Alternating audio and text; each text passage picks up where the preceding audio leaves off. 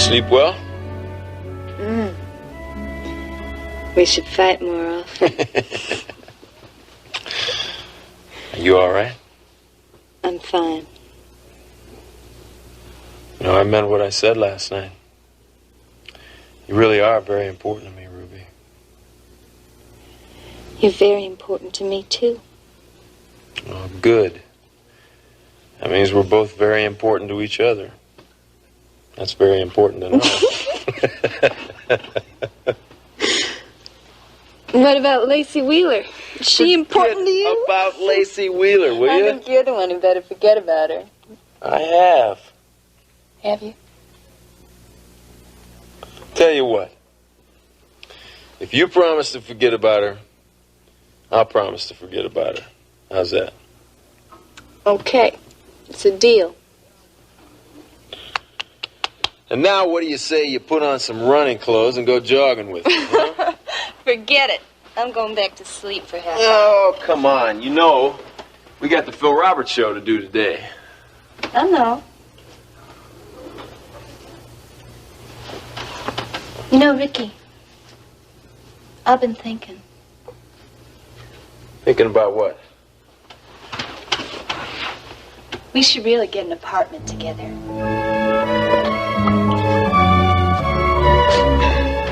Where's Mrs. Wheeler this morning? She had a meeting to go to. Oh, with whom? Charity ladies. Those are ladies who spend most of their time working on charity benefits. Charity ladies. Morning, Dad. Oh, good morning, sweetie. Do you want some breakfast? Hi, Vivian. Oh, no, just some coffee, please. Bacon and eggs. Come on up. Vivian. I thought you were going to go see Vicki Bellman this morning. I am. Dressed like that? I should think that a dress would be more appropriate. You think so? Well, after all, she is going to a great deal of trouble to find a job for you. Even though you obviously are not very interested. By the way, I saw you the other day on the Phil Roberts show. You were good. Well, thanks a lot. How long have you been working there at KBIK? Oh, not too long. Dad, I am interested in working in KBRK. And you're right. A dress would be more appropriate.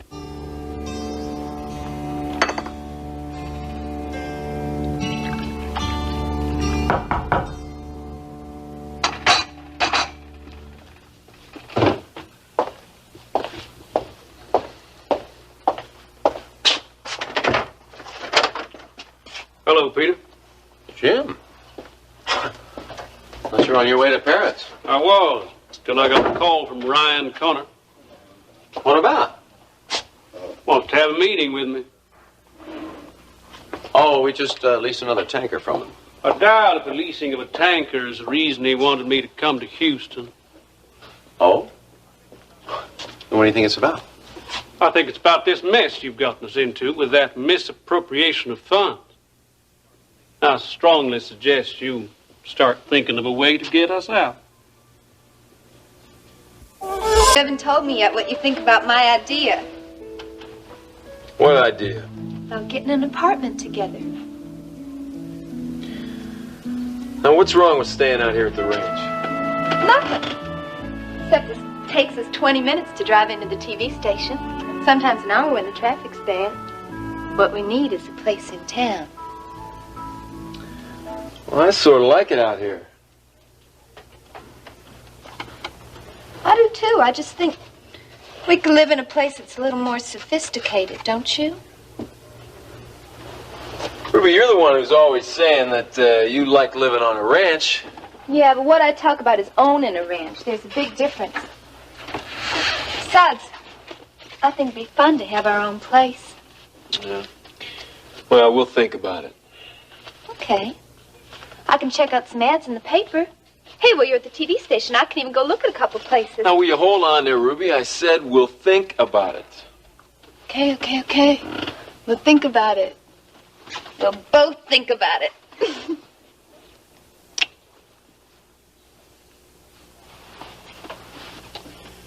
Now, I'll tell you what. Why don't you just forget about that extra half hour's sleep and get yourself a shower while I'm out? Okay.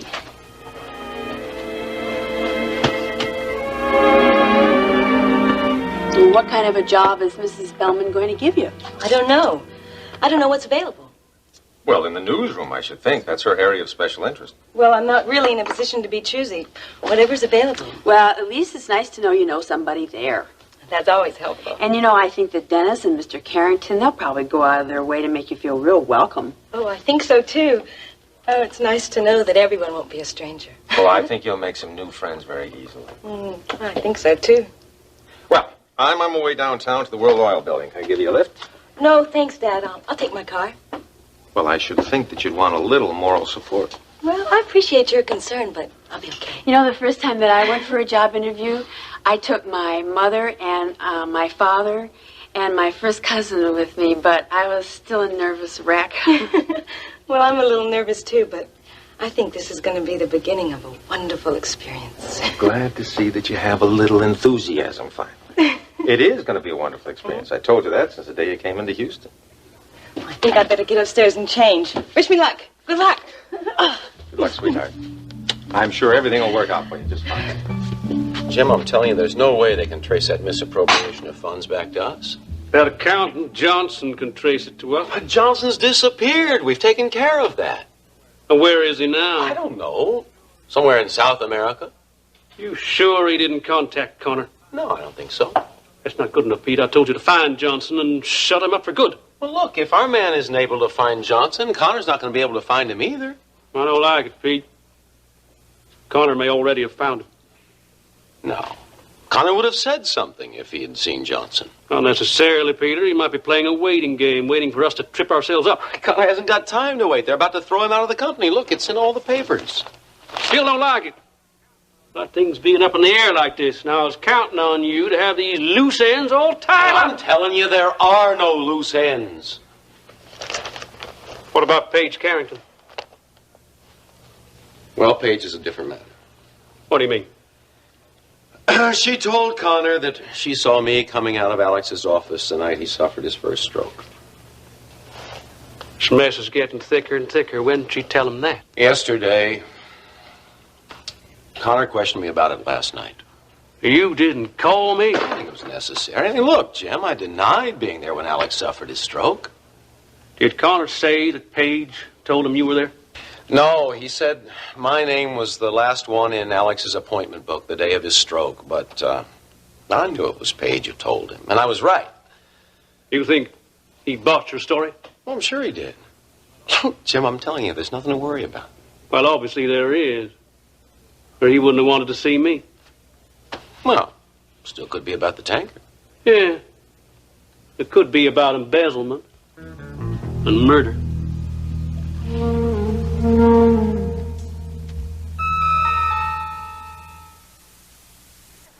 No. I'm telling you, Phil, you're going to have to go easier on What do you mean those you're two. telling me? You're talking to Phil Roberts, Ben. I know who I'm talking to. You're just the producer of this show, and don't you forget it. Okay, as your producer, I'm telling you that if you keep being rude to Billy Joe and Ricky, you're going to lose them. That'd be fine with me. Well, it wouldn't be fine with me. And it wouldn't be fine with our sponsors. So we'll find new sponsors. Where, Phil? You've gone through over 30 sponsors in the last 6 months alone. I'm surprised we've kept Texas Tractors as long as we have. And I'm telling you something. If you lose Billy Joe and Ricky, we're going to lose Texas Tractors because the people there like Billy Joe and Ricky. They like them a lot. Then you get on the phone and you tell Texas Tractors what they can do with their farm equipment, because nobody tells Phil Roberts how to run his show. I'm telling you, Phil, if you lose those two, you're not going to have a show. Ben, you know what your trouble is? Your trouble is that you're like everybody else. Soon as the ratings go down, you lose faith. Faith in yourself, faith in the show, and everything connected with it. Phil, I haven't lost faith in anything. If you want to know the truth, I think that Billy Joe and Ricky are good. And not just because the ratings have gone up. I think that they have given the show a boost that it's needed for a long time. Your trouble is also that you have no taste. Great. I have no taste. And Vicki Bellman has no taste either, I suppose. Vicki Bellman, what has she got to do with this? Mrs. Bellman called up the other day to say that she'd caught the show, and thought that it had really picked up. Is that right? It's a conspiracy, that's what it is. All I'm asking is that you just be civil to them, that's all. Hey, Mr. Roberts. Well, Ruby, right. Don't you look lovely? You look better every time I see you. And Ricky, it's great to see you. How are the pipes? Good? Good. Good. Satisfied? Well, how do you feel, sweetheart? Did you take one of those pills Bart gave you? Rena, I think you should call Bart. All right. Is Ginny there? Oh. I do not want you to go to Venezuela with your father. I told you that this morning. All right, honey. We'll talk about this later. Bye-bye.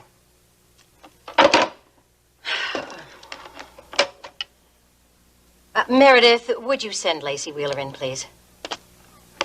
Hi, Vicki. Good morning, Lacey. I'm sorry to have kept you waiting. Oh, it's okay. It gave me a chance to look around. Please, sit down. Thank you. I appreciate your seeing me. I know you're very busy. Oh, never too busy to try to hire a bright young lady. Oh, thank you. Now, I talked to Elliot Carrington this morning. He's the news director, and it seems there are 2 openings in the news department. Trainee positions. Trainee position means you do just about everything that has to be done. Your cousin Dennis started off as a trainee. I presume you type? Oh, yes. My dad made me take typing in high school. I was furious at the time, but, now I'm suddenly very grateful. And a comfortable pair of shoes would be helpful, I think. There's a great deal of running back and forth between the newsroom and the studio. Is the Phil Roberts show done here? Yes, in Studio 3B. Does KVIK own that show? No, but we do have a say in it from time to time. Why do you ask? Do you think a position on that show might be available? Well, I don't know. Do you think you'd find that more exciting? Well, wouldn't it be? Probably.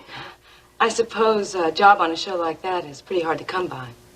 I'll call the producer and inquire. I appreciate that if it's not too much trouble. Of course not. Oh, thank you.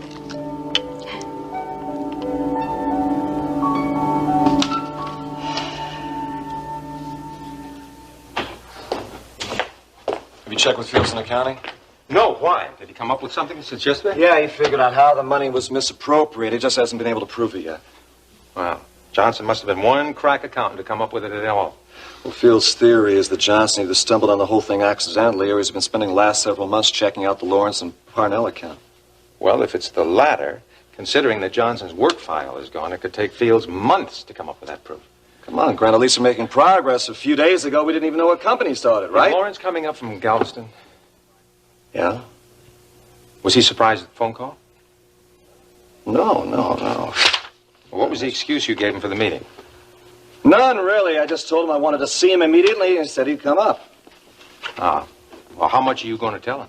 Well, I don't know. I was hoping he'd tell me something. Well, I wouldn't count on that.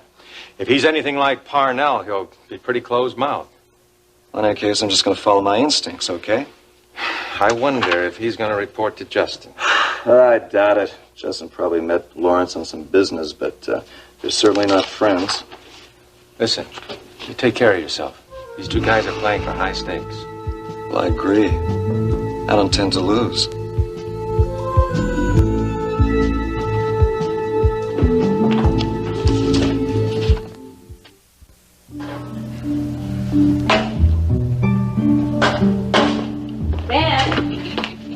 Vicky, we'll do this later. Hello, Vicky, Ben. it's nice to see I'd you. like you to meet Lacey Wheeler. Lacey, this is Ben Adams. How do you do, Mr. Adams? That's very nice to meet you, Lacey.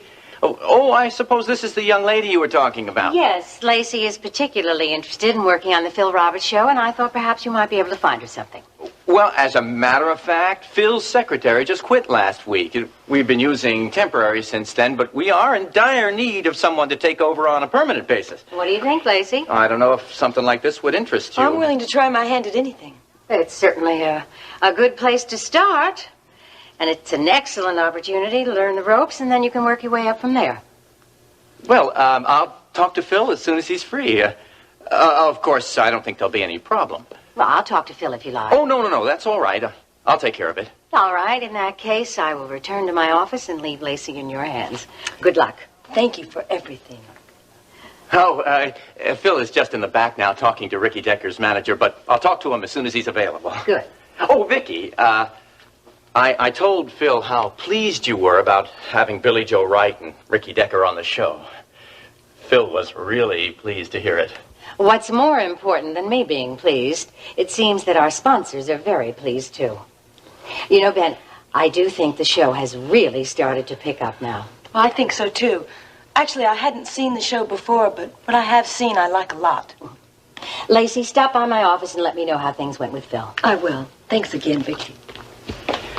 Lacey, why don't you just make yourself at home, and I'll go see if Phil is through. Well, thank you, Mr. Adams. Oh, just call me Ben. We're all first names on this set. Ben, Ruby wanted you to take a look at the shirt I'm going to wear in the show today. Well, looks fine to me, Ricky. Hey, Lacey. Hi, Ricky. How you doing? Great. Oh, you two know each other? We've seen each other from time to time. Yeah, the girl almost broke my rib the other day. Well, you better be careful, young lady. This is important property. You do anything to that face, and you'll have thousands of irate women viewers on your hands. Well, I'll keep that in mind.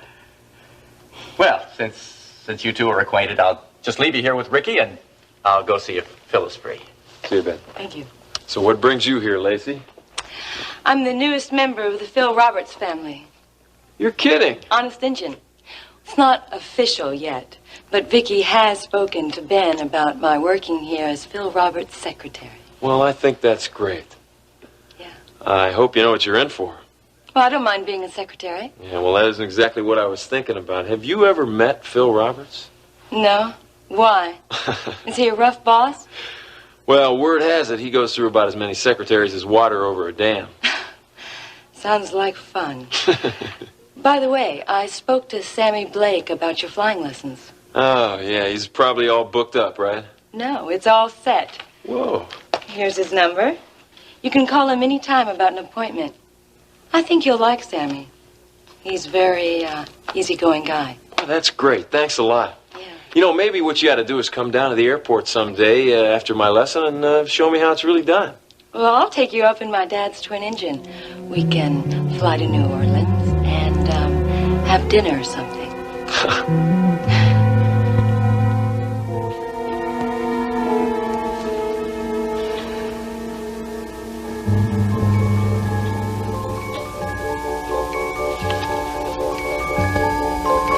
I liked Alex, Brian. I liked him a lot. He was good to me at a time when a lot of people weren't. I suppose I should have gone to somebody about this, but Peter kept telling me that there was no need to. Gone to somebody about what? You have to understand, Brian, that I thought Peter had changed. I really believed that. Wait a minute, Paige. What are you talking about? If you know something, you have to tell me. I think Peter was with Alex when he had his stroke.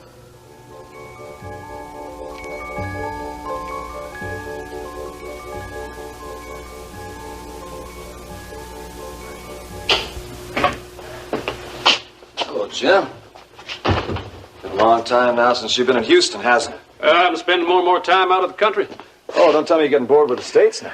Oh, not that. Just figured that, well, what with the economy being the way it is, it'd be wise to extend my foreign operations.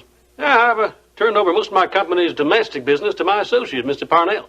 I'm sure you two have met. Yes, we have. Have a seat, okay? I was sorry to be out of the country when Alex passed away. Besides doing business together, I considered Alex a very dear friend. I sure miss Alex a lot. Yeah, tried to make arrangements to attend the funeral, but it's just impossible. We received your flowers, and Grant told me about the note you sent to Iris. Well, wasn't much consolation. I just wanted her to know that I was thinking about her. Well, it's real thoughtful of you. In Iris's thank you note to me, she mentioned what a comfort Grant had been to her. Mm-hmm. Is he moving to Houston for good? Well, I think so. He's been looking around for a horse farm to buy. Alex was always very fond of his brother. I hope they had time to spend together before Alex... Yeah, they did. I hardly play golf anymore. It doesn't seem the same since Alex is gone. We played regularly for, 20 years. I used to hear some real crazy stories about those great golf matches you two had. I was very distressed. Hear about the charges against you, Ryan? No formal charges have been made. Well, I consider the publicity very unfortunate for you and the company. I sure agree, but I intend to prove those accusations false. No way to do that? Well, I'm not too sure. If anything I could help you with, Ryan, you just ask. Well, there is one thing. Maybe you could tell me more about your associate, Peter Parnell. I'd be happy to tell you anything I know. Do you know if he was with Alex the night he suffered his first stroke?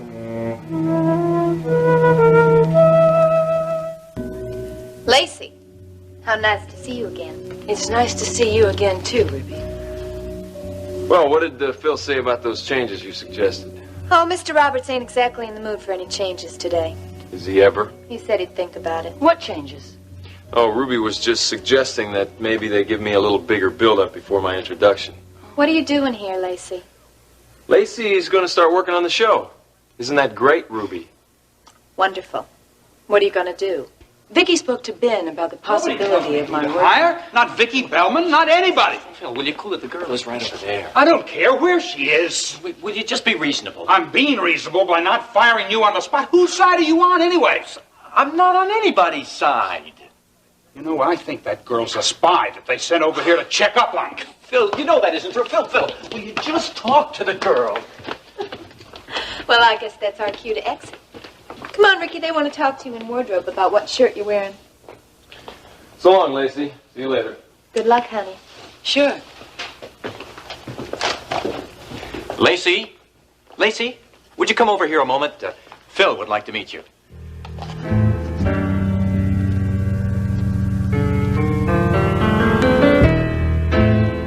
I asked the station in Colorado if they could change the dinner they'd scheduled for you. Meredith. Well, you can't be in Austin and Colorado at the same time, and you've already accepted the Austin dinner. Besides, half the state legislature's going to be there. Okay. Okay. Do you want to go to this New York thing? When is it? November 14th. Let me think about it. What else? Well, that's it for now. Oh, are you and Mr. Bellman going to the dinner in Washington next week, or will he still be in Venezuela?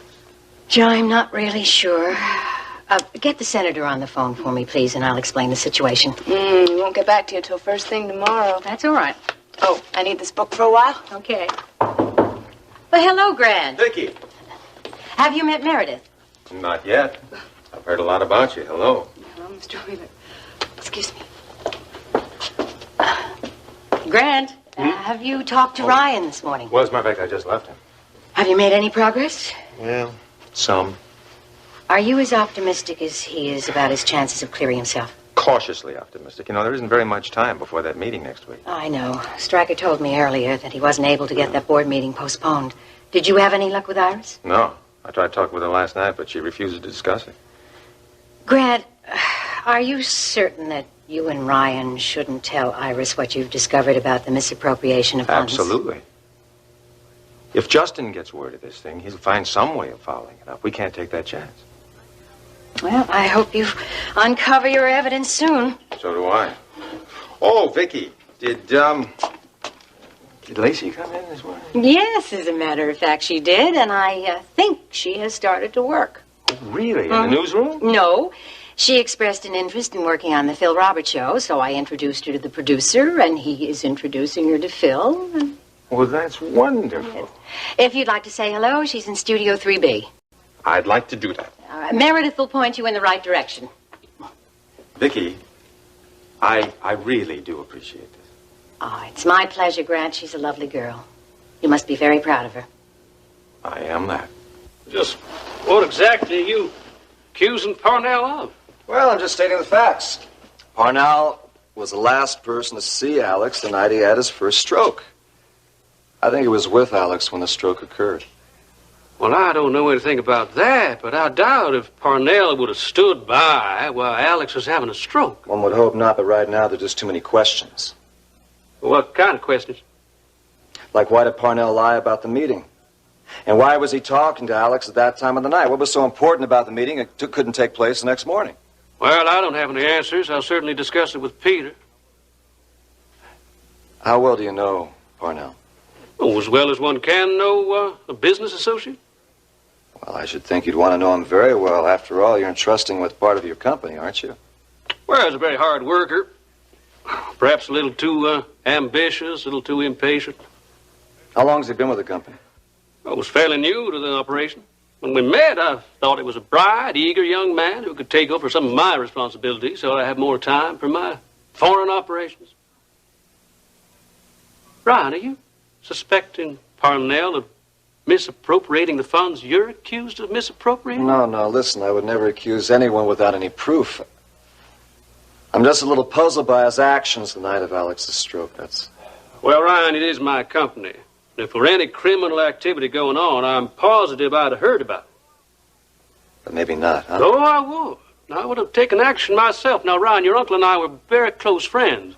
I never betrayed his trust, and I certainly do not intend to betray yours. I'll talk to Peter, see if I can clear up this question of he was in with Alex when he suffered a stroke, and I'll get back to you. Okay, thank you.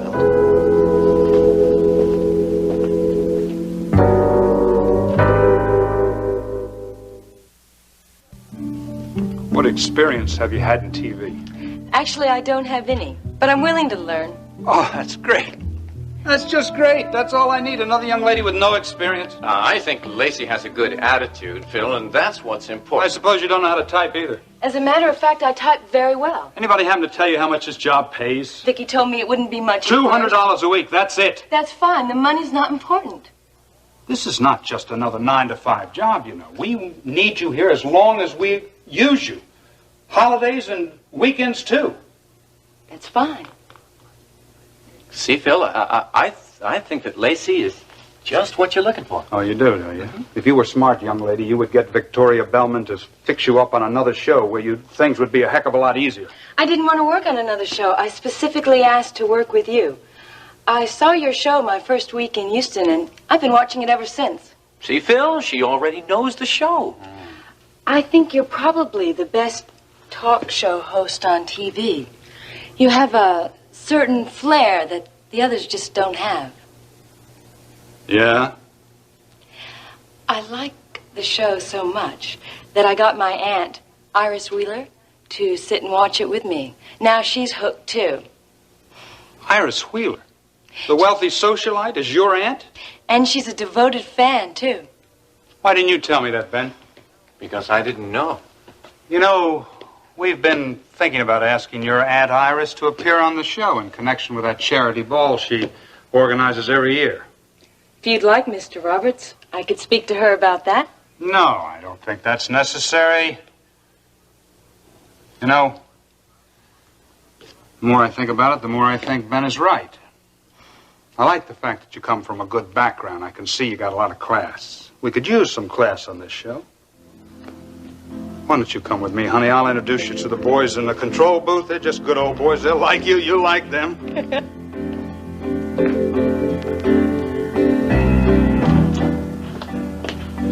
Oh, the councilman wants to see you about supporting his zoning plan. Benton wants you to look at his outline for the new documentary. Fuller and Caldwell want time on the Hansen report, and Judge Rayburn wants to have lunch whenever you're free. Tell the councilman no. And Benton should speak to Elliot Carrington. Well, hello, honey.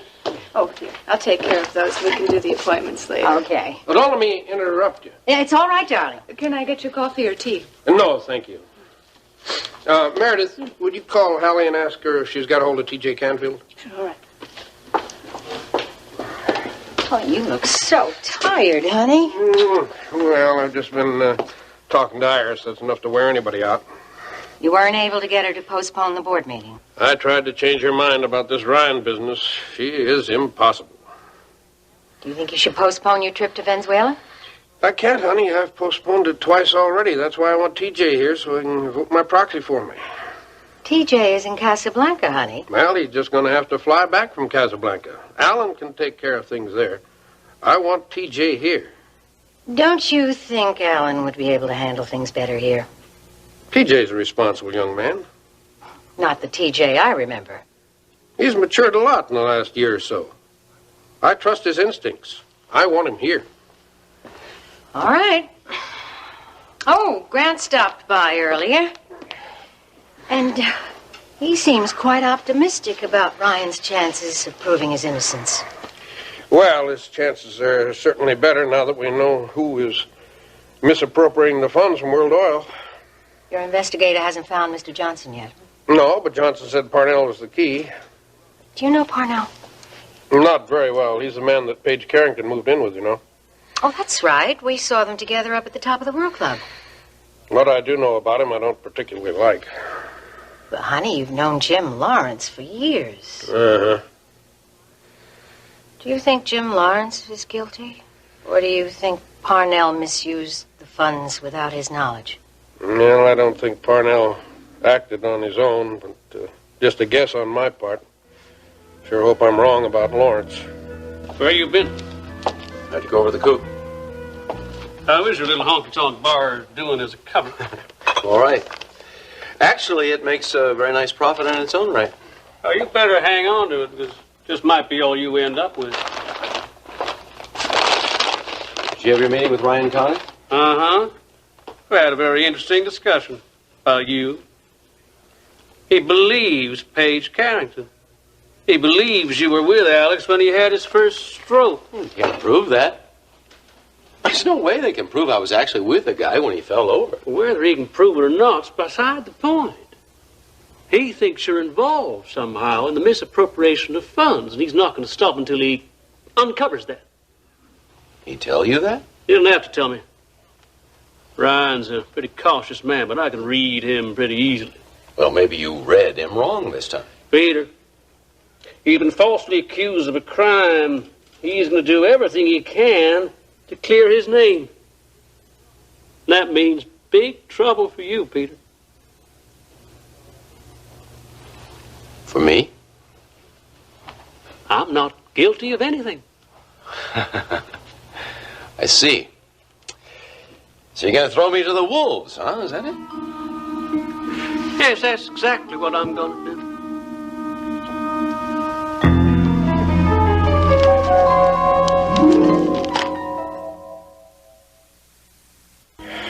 How is Marina this morning? Terrible. Well, she seemed better last night when Ryan told her that he might have found a way to prove that Justin was framing him. I know. But then she starts thinking about never being able to have Max's baby, and she just falls to pieces. Maybe I ought to stop by and have lunch with her. No, Ginny talked her into having lunch up at the lake.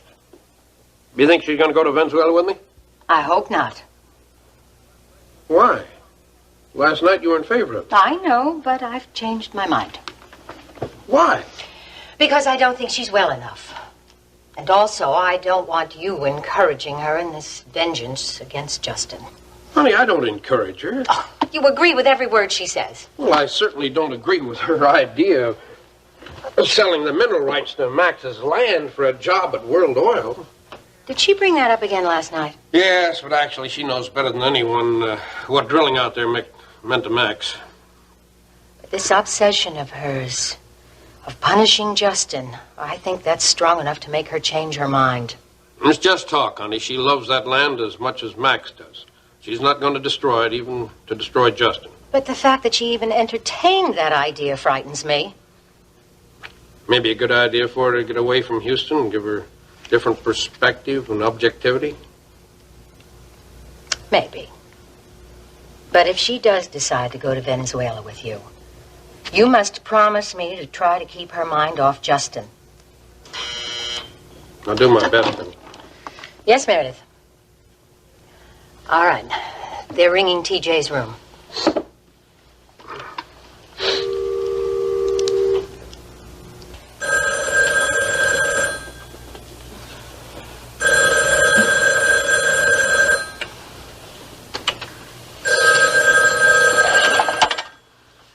Hello. TJ, Stryker here. Hey, Stryker, how's everything? Listen, TJ, I have to go to Caracas tonight. I want you to come back here to Houston and do some things for me. Okay, I'll get there as soon as I can. Fine. Now, listen, I'm going back to the office. You, call me in about an hour. I'll brief you then. You bet. Goodbye. So long. You don't have to go to the office now, do you? I've got to go to the office in Houston. Jay? I traded my regular flight to Madrid to work the charter to Casablanca to spend time with you. I know you did, sweetheart, and I appreciate that. When Stryker Billman calls and tells me I got to get myself to Houston, I got to get myself to Houston. When you're in the States, give me a call, okay? I'm in a world of trouble. I don't know what to do. No, I think you gotta sing something more up. Like, how about just the two of us? Now, that's a great arrangement. Yeah, that is a good song. Hi! Hey, Lacey. Where's the human volcano? Mr. Roberts went back to his office. Well, how did he go? Great. I got a raise before I even started. You got the job? I did. Well, that's terrific. When do you start? Today. Mr. Roberts asked me to stay around and watch the taping. Dad! Sweetheart. What are you doing here? Well, I was in the neighborhood, and I thought I'd come around and see how things are going. Things are going great. You remember Ricky Decker, don't you? Oh, yes, of course. Top of the world, wasn't it? Hi, Mr. Wheeler. Hello. And this is Ricky's manager, Ruby Wright. Hi. That's right. How'd you find me here? Well, Vicky told me where it was.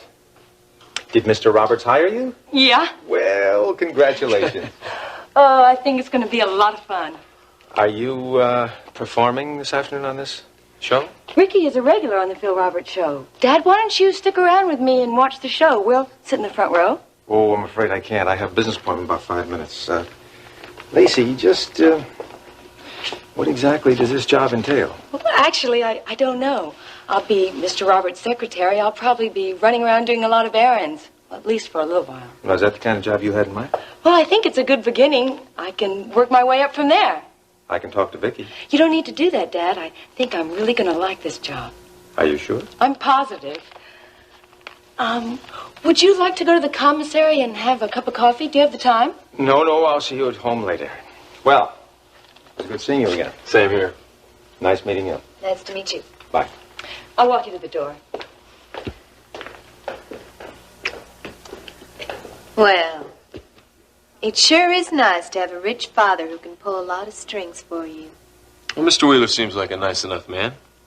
He sure takes enough interest in his daughter. Hey, now, I thought we had an agreement. You were going to forget all about Lacey. Well, it's pretty hard to forget about her when she's right here under your nose. And you don't really think her showing up here today was some kind of coincidence, do you? A deal is a deal. Okay. A deal is a deal. Well, Billy Joe should be getting here soon. You should go talk to Ben about when you can rehearse your number. Okay, boss. I'll be right back. See you later. All right.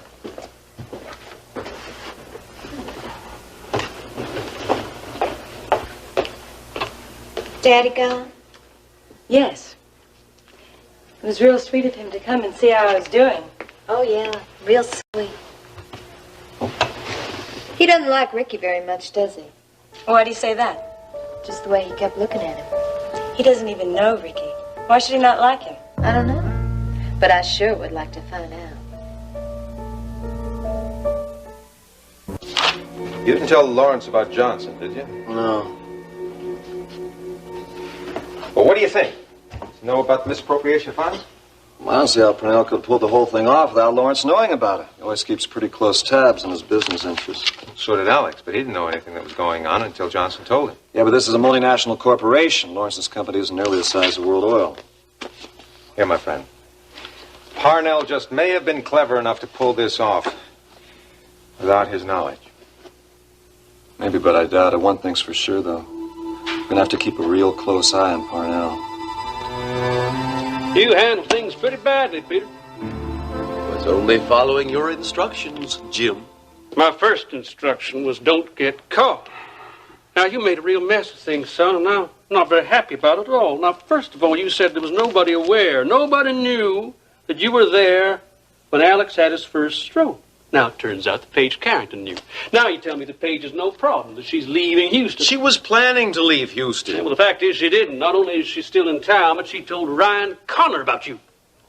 Look, Jim, there's no way they can prove we are misappropriating funds. I mean, none of this really matters. What matters is that Connor can put two and two together and decide that you're the one that killed Alex Wheeler. Alex Wheeler died of natural causes. His body was cremated. There's no way they can prove he was murdered. Not unless Joe Foster tells someone. Now, I don't want to hear that Foster's no problem. Want you to find him and shut him up for good.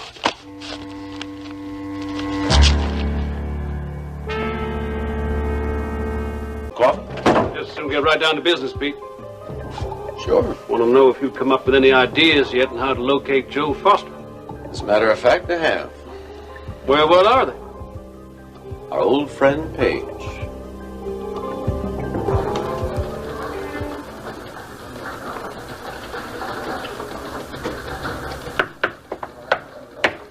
Paige. Good morning. Oh, what a nice way to start the day. Come in. Oh, you're probably busy. I'm never too busy for you. What brings you by? Well, I came by to see if you were interested in a story. A story? Mm-hmm. An exclusive, or what you newspaper people may call a scoop.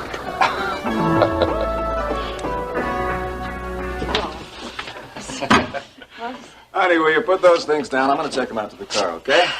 All right, if you insist. I insist. Give me a kiss. I'll be right back. Did you call Wanda? Yes. Said the campers just got home. Steve's on his way here now. Oh, I'm so excited to see him. Did you say how he was? He's fine. Did you pack his things for him? No, I think I'll wait and let him pack his things himself. I'll help him. I just hope that he gets here before Justin and Ashley arrive to unload their things. Well, they won't be out here until this afternoon, so there's plenty of time. I feel as if I'm deserting you, Kate. Deserting me?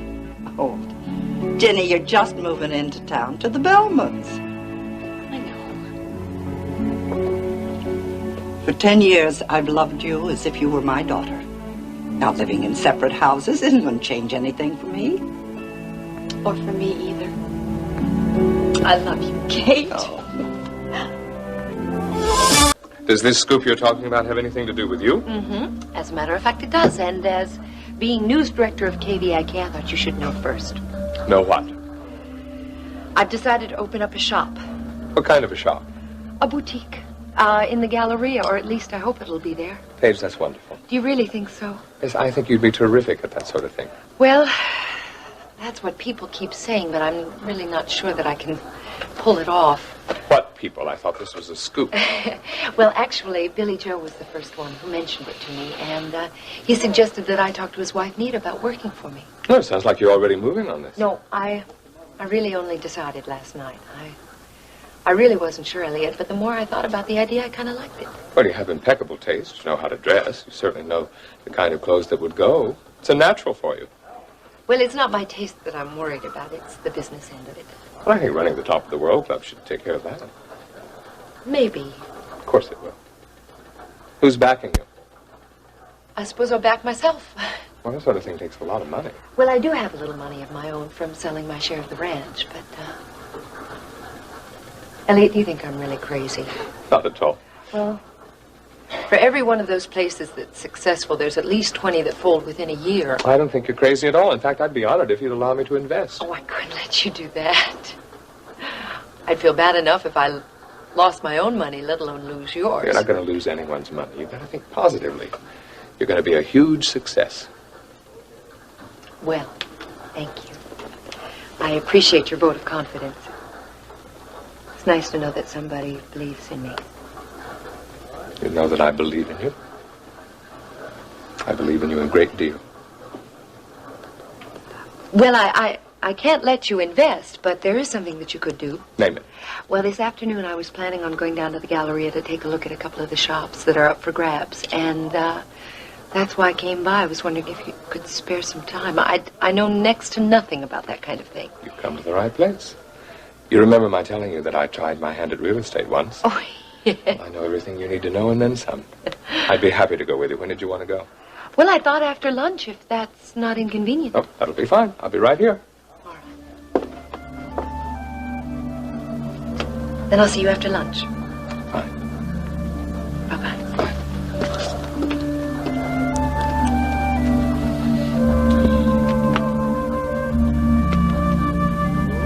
What possible connection could Paige have with Joe Foster? Well, she's the one who forwarded Foster's confession to the police. If it hadn't been for that, Dennis Carrington would be standing trial right now for the murder of Chris Shaw. Now, you told me Paige said that confession had been slipped under the door. Yeah, that's what she claimed. And you don't believe her? Well, it struck me as a little far-fetched. Well, apparently the police believed her. They weren't living with her. I was. She acted a little strange about it. Strange in what way? Oh, like she was hiding something or someone. What are you suggesting? Foster gave Paige that confession himself? It's a possibility. I think you're barking up the wrong tree. It's worth a try. You mean you talked to her? Well, sure. Well, what if she doesn't know anything? What if her story is on the level? Don't have anything to lose. Well, except that we would have made her suspicious. I can handle Paige. You don't seem to be doing very well so far. I can handle her. Look, she's already told Ryan Connor you were the last one to see Alex Wheeler the night he had his stroke. Now, it's just a step from there to realizing you had some connection with Wheeler's death. Don't have anything on me. Look, you only make matters worse. What could be worse? I mean, it's either that or just sit here and wait for Joe Foster to come knocking on my door. I don't like it, Pete. Now, I think we should check our other leads first. What other leads? I've already been to the tenement where Joe Foster was living with that girl of his. They weren't there. I checked with the girl at the diner where Joe was working. She said he and the girl both disappeared one day. I don't know. Paige is all we've got right now. All right. I'm warning you, Pete. You be careful. Paige Carrington's no fool. I've got a surprise. It sure smells good. They're Steve's favorite. Oh, mine too. Are they done? Try one. Can I have one? Is it hot? Thank y'all. Ooh. Okay, now, are we through? Not yet. You want to take a coffee break or keep going? Well, what's left? About 3 boxes of books. Ooh, looks good. I think I'll have my coffee first. By the way, did you two see Stryker and Rena off the airport last night? Yes, we did. Mm-hmm. She didn't decide to go with Stryker until about an hour before check-in time. Oh, well, Rena's used to taking off with a moment's notice to who knows where. You know, it takes me about a month to decide what to pack and then another 2 weeks to do the packing. Well, it only took Rena about 15 minutes to pack last night, right? Oh, I'm so glad she could get off to Venezuela. Getting away from here now is the best thing for her. I hope so. Oh, poor dear. She was so hopeful that she was pregnant. Finding out that Ashley was pregnant was really devastating to her. Well, this trip's gonna make her feel a whole lot better. I hope so. What's happening with the investigation? Is there any progress? Well, I feel very optimistic. Well, if Justin is framing you and you can prove it, what will happen to him, Ryan? Hope he's sent to jail. No. I don't think Justin's gonna be going to jail. After what he did to you and to Max? Honey, all I care about is clearing my name and marrying you. Making you real happy. Hey, look who's here! Hi. Welcome home, Steve. How are you? I'm fine, Mom. Well, don't I get a hug? Oh, honey, I missed you so much. Hey, big guy, how was your camping trip, huh? It was terrific. Hey. Welcome home, stranger. Hi. Mm-hmm. Mom? What's all the stuff doing in the station wagon? Justin and Ashley are moving their things out here today. And then you and I are moving into the Bellman's house until Ryan and I get married and we move into our new house. We talked about all this before you left for the camping trip, remember? I'm not moving into town.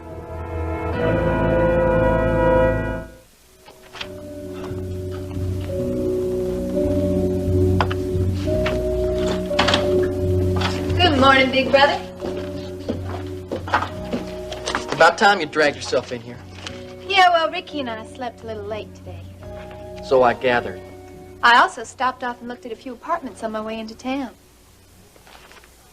What kind of apartments? You know, apartments like people live in. You finally getting a place of your own? Place of our own. Ricky and I are moving in together. Well, that's great. You approve? Well, sure I do. That means I finally get my place back to myself again. Billy Joe, what are you talking about? You've had your place to yourself ever since I started staying out at the ranch with Ricky. I know, but until you're officially moved out, there's no other way I'm going to expect to get Nita to move back in with me. Aren't you forgetting something, Billy Joe? Nita's divorcing you, remember? I know that, but I'm going to fight it. Which reminds me, I got to get a better lawyer. Because I'm supposed to appear in court by next week. Well, good luck. You'll need it. Did you like any of the places that you saw? One of them wasn't bad. So does that mean you're going to be moving in pretty soon? Well, that depends. On what? Well, I still have to take Ricky to take a look at it. Well, why didn't he go with you in the morning? Well, I haven't exactly told Ricky that I was looking at apartments yet.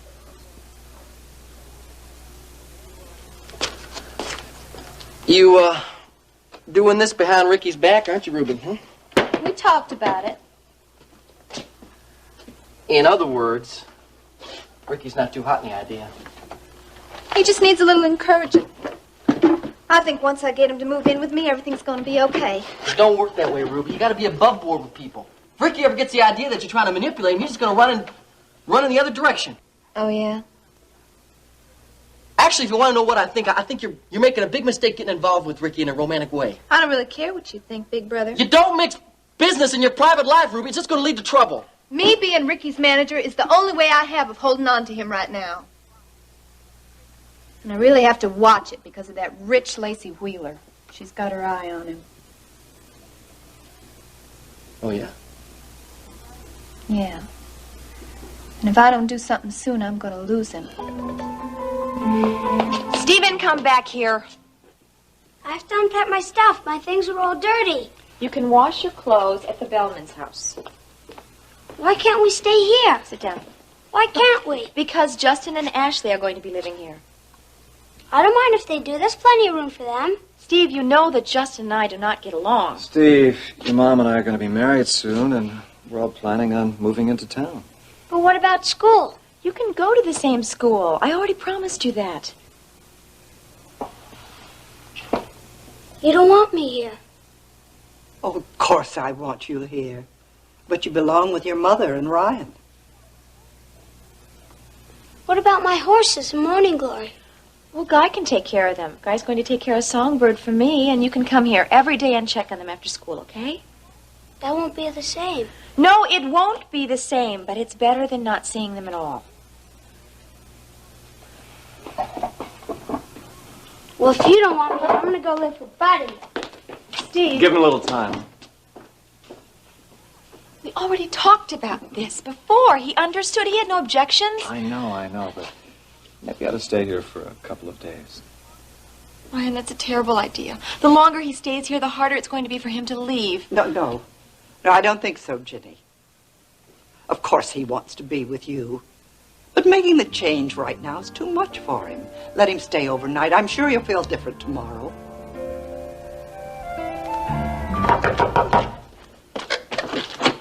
Hello, Paige. What do you want? I have to talk to you. I don't want to talk to you, Peter. I want you to leave. No, Paige. What if I call hotel management and have you thrown out? I wouldn't advise that. Your threats don't scare me anymore. I'm not here to threaten you, Paige. I'm only here to get some answers to a few questions.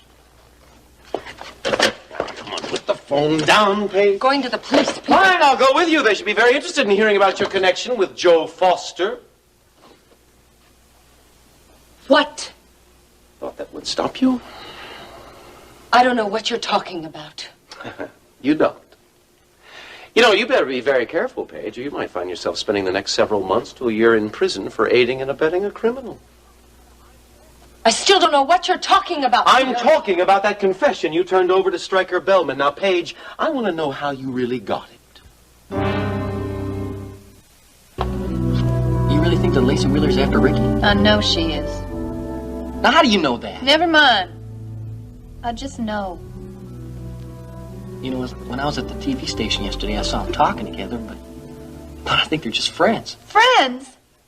Why do you think she took that job as Phil Roberts' secretary? Vicky Bellman set that up. Yeah, and Lacey engineered the whole thing so she'd be right there whenever Ricky came in to talk to Mr. Roberts or whenever he's doing the show. You're crazy. You know the trouble with you, little sister? Is that you're just too suspicious. You want to know the trouble with you, big brother? You're too nice to everybody. Too honest, and one of these days it's going to get you in a whole lot of trouble. No, all I'm telling you, Ruby, is that the best way to handle Ricky, or any guy for that matter, is just to be straightforward with him. Yeah, and if I did that, he'd end up in Lacey Wheeler's bed in less than a week. What's so hot about Ricky anyways? I mean, you ain't gone on him, are you? Are you in love with Ricky Decker? I like Ricky a lot. Look, Ruby, if you're not even in love with the guy, go find yourself another boyfriend. You're a good-looking girl. It should be easy for you. I don't want another boyfriend. I want Ricky. The only way I can hold on to him is to make him see how much he needs me. Stop shaking your head. I'm telling you, you're going about it all the wrong way. Oh, you're a great one to tell me how to hold on to somebody. Look, don't try to change the subject, all right? Billy Joe, I don't know what to do. I got to find some way to show Ricky how much he needs me, how important I am to him. Well, short of making him a complete recording star overnight, I don't think there's anything else you can do. Well, that's it. What's it? I get him to cut a record. No, Ruby, that's easier said than done. Well, you did it. You did it for Elena. You'd only been working for her for less than a month. Yeah, but that was a fluke, Ruby. I just talked to Jim Lawrence, and he took a liking to Elena. Well, what'd you do? How'd you build her up to him? Ruby, he's not even in town. Isn't he Mr. Parnell's business partner? Yeah. Well, I'll just go pay a visit to Mr. Parnell. Mwah! Thank you for a brilliant idea. No, well, Ruby, I don't think Oh, you ought to every do once that. in a while, my big brother comes up with the greatest ideas. No, hold on here, Ruby. We got to talk about this some more. Hold on, wait a minute.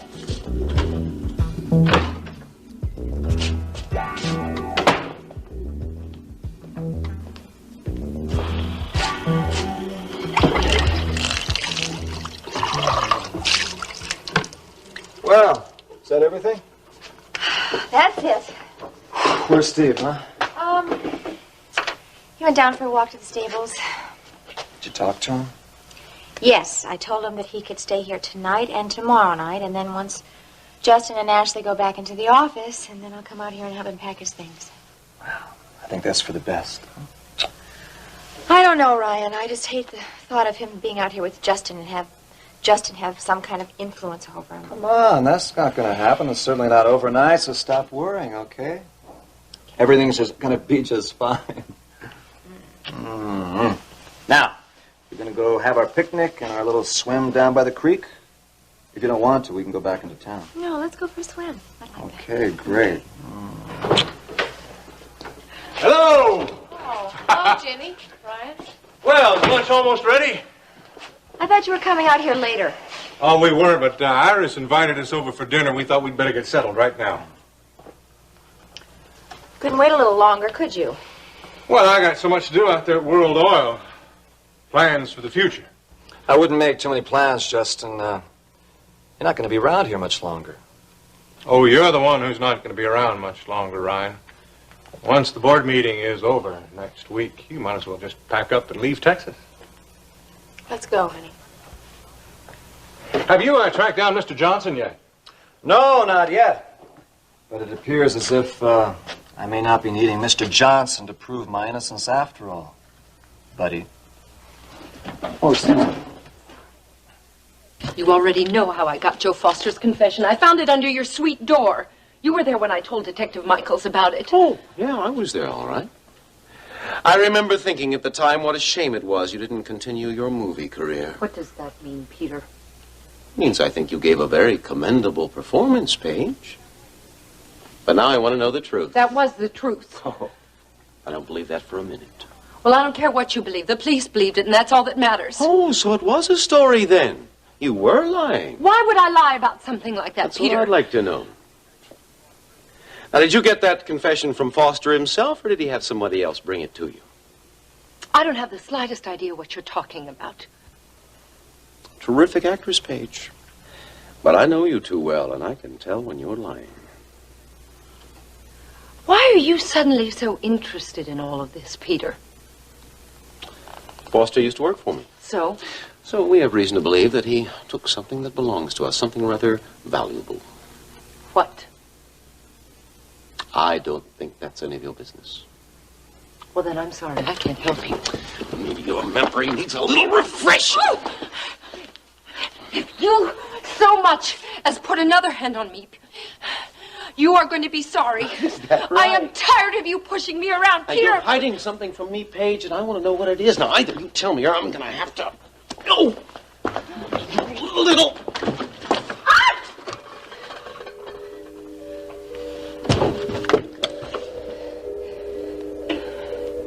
Get out of here. Don't come back.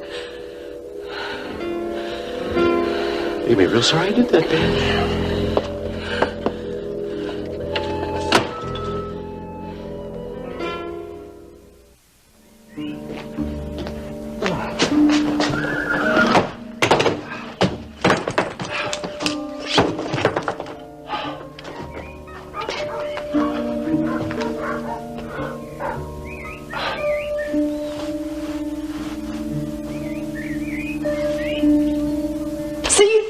Pushing Ryan Connor further and further out on a limb.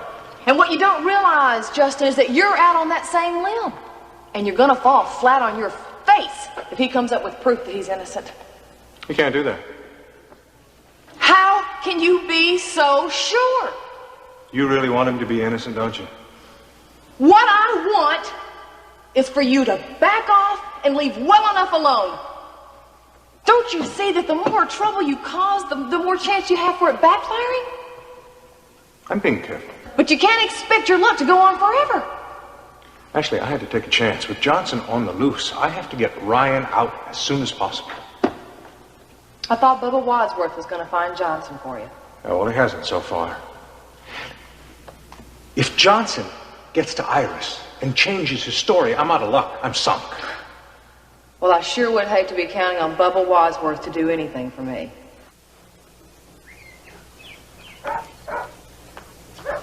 Now look at you, how hot you are. I told you I could carry something more than this jacket. What do you think Ryan Connor was up to?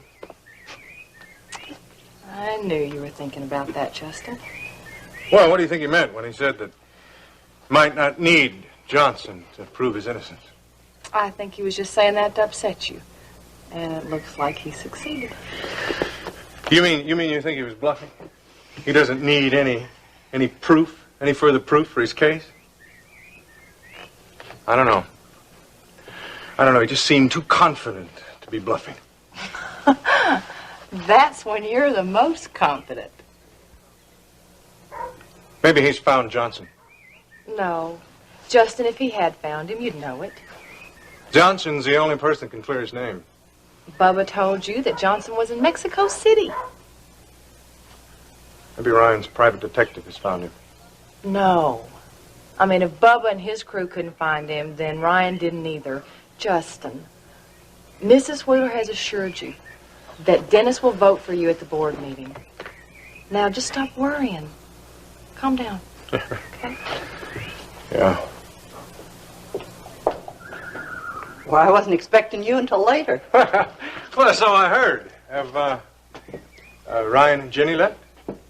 Yes, they've gone down to the stables to tell Steve goodbye. I thought Steve was going with them. No, he's going to stay here for a couple of days. Unless, of course, you object. Grandma, I love the boy. Grandma, I called a contractor. He's going to come by and take a look at the place. What for? Well, he's going to make some changes. You're not changing anything, Justin. Oh, Grandma, the whole world is changing. Look at World Oil. Next week, Ryan Connor will be out. I'll be elected the president of the company. Justin, I think I'd just hold off on the renovations until after the board meeting. I think you're in for a big surprise.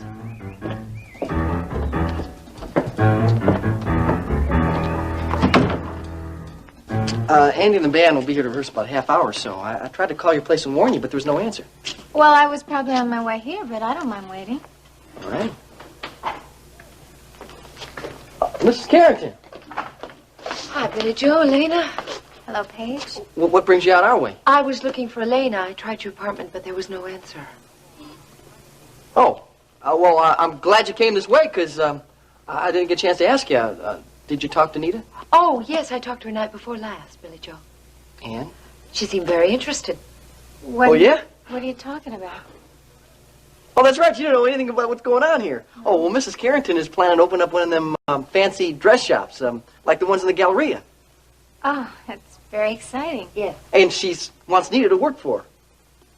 You know, I was thinking You know, if it's just the same with you, Billy Joe, is it all right if Elaine and I talk? Oh.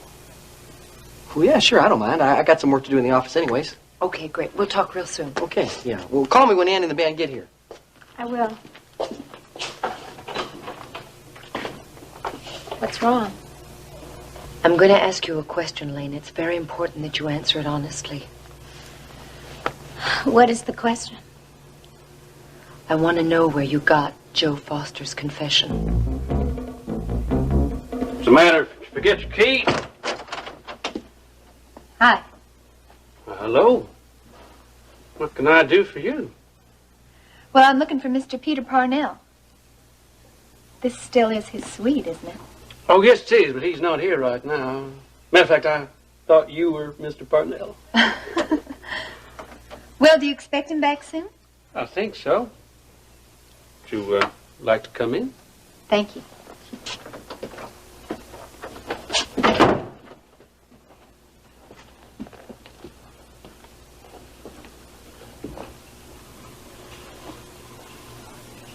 Is there something I can do for you?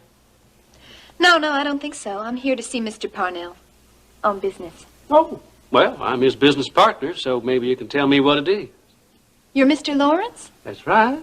Who are you? Well, I'm Ruby Wright, Billy Joe Wright's sister. Is that right? Well, I'm very happy to meet you, Miss Wright. Pete's told me a lot about you. Oh, yeah? Well, Billy Joe's told me a lot about you, too. Nice things, I hope. What else? You know, it's really a coincidence you're being right here in Houston, and especially being right here in Mr. Parnell's suite. Why is that? Well, you're the person I wanted to see all along. Really? Mm-hmm. I know you backed Elena Decker's hit record, and that's what really gave her her big star. Well, she's very talented. Yeah, but her brother's even more talented. Oh, I didn't know she had a brother. Well, she does, and I'm his manager. Is that right? Mm-hmm. And we were wondering if you might be interested in backing Ricky's record the way you did for Elena. Would you like to have a seat, Miss Wright? Thank you. Ruby. Ruby.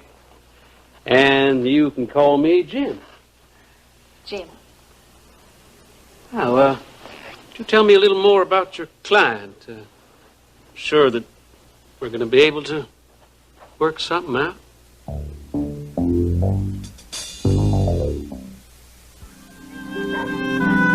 The fish was this big, Grandma. Honest. I believe you, Steve. I don't mean to brag, but no one on the whole camping trip caught a bigger fish than I did. Hey, Steve! Oh, hi, Uncle Justin. Oh, Grandma, let me help you up here. Oh, there we go. Thank you, Justin. Steve, you remember Ashley? Yeah, hi. Hi, Steve. Ashley and I are married now, Steve. Yeah, I know. Grandma told me. So we're family, and I hope that we can be friends. Oh, sure you will. I was out at the barn the other day. I saw your solar energy project. It's not finished yet. Well, I have an idea, if you're interested. Okay.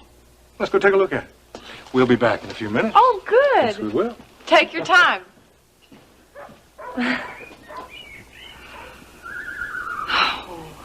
Steve doesn't want to leave the ranch, does he? No.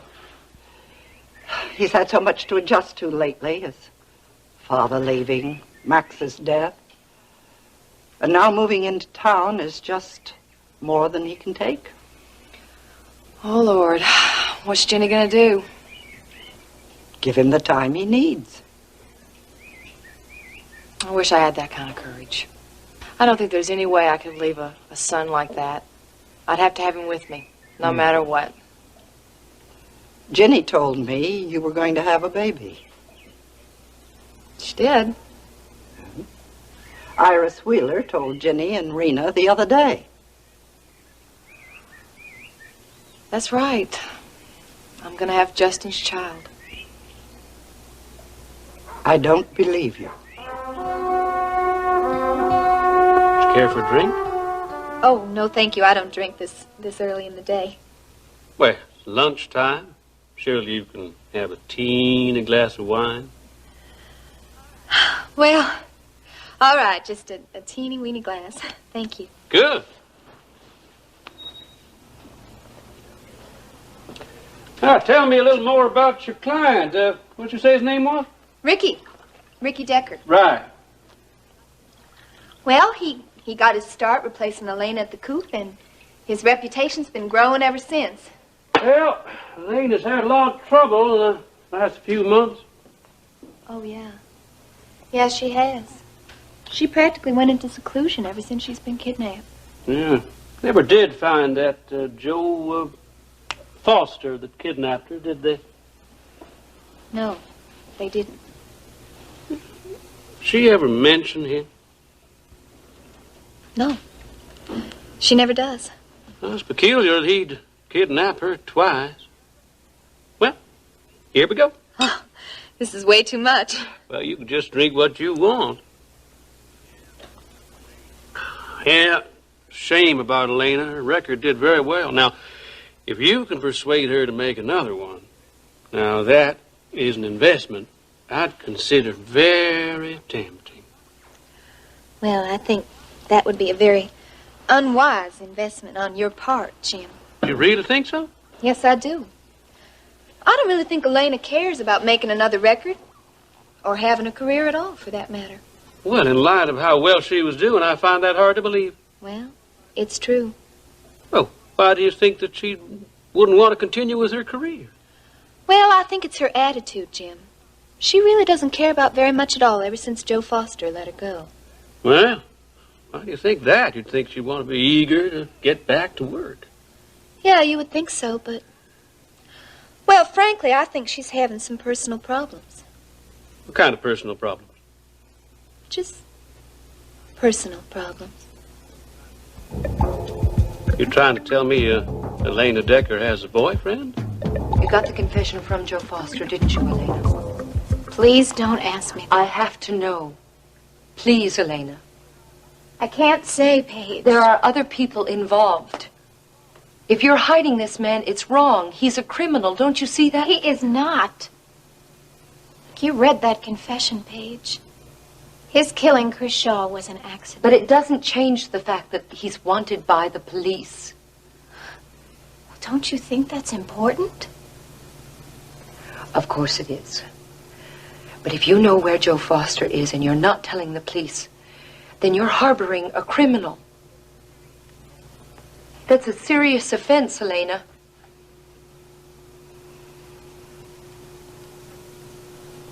Is he that important to you? I love him. He's the kindest, most wonderful man I've ever known. And he saved my life. Then you do know where he is. Paige, if the police find him, they'll put him in jail. Well, get him a good lawyer, Elena, if what you say about him is true. Oh, come on, Paige. The police are not going to believe Joe. All his life, everyone's thought the worst of him. All his life until now. He never trusted anyone until I came along. And I'm not going to betray that trust. I can't turn him in, Paige. But you could go to jail, too. I would rather die than let the police find Joe. You don't mean that. Oh, yes, I do.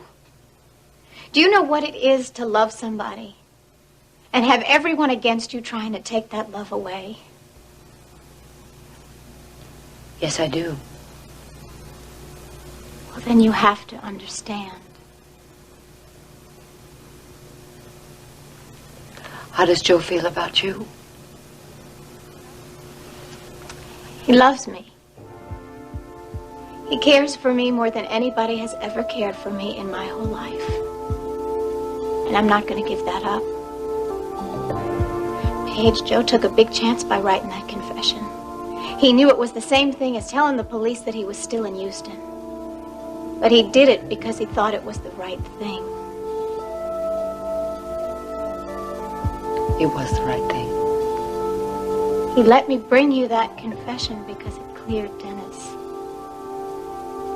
you promised you wouldn't say anything about where it came from. Can you really break that promise now?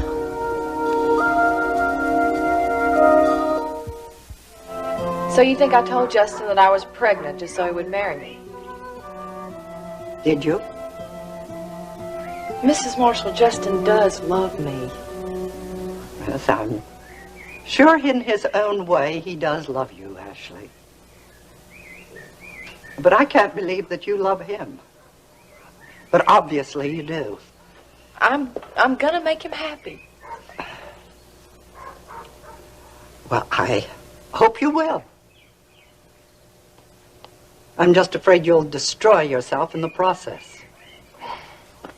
Why is everyone always taking up all their time trying to think how terrible Justin is? Justin is my grandson, Ashley. I know him. You see some good in him, though, don't you? I know that Justin is capable of tenderness and kindness See? when it suits his purpose. Well, he's always kind and tender with me. I'm glad. And he just adores Steve. And he's gonna love all of our children. I mean, I'm sure of that. I know that, too. Just make sure you give him a child, Ashley. Soon. Yes, ma'am. I will.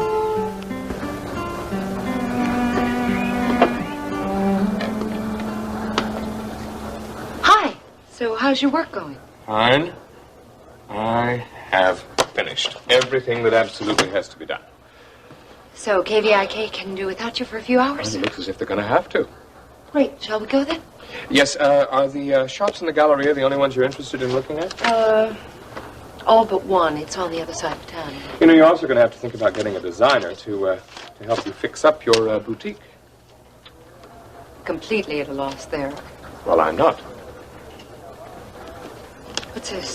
The names of several of Houston's leading designers. They do work for society people. I put one of my researchers on it, and that's what he come up with. Why, you are organized. Maybe we should make an appointment with one or two of them as long as we're out. That's a good idea. Paige, is something wrong? No. I'm just in a funny mood. I'll be all right. Is it me? Something I've done? No, Elliot.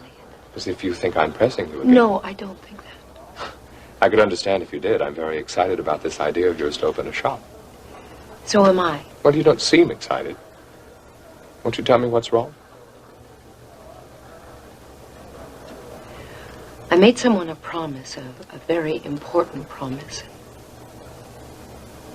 I'm just wondering if I did the right thing.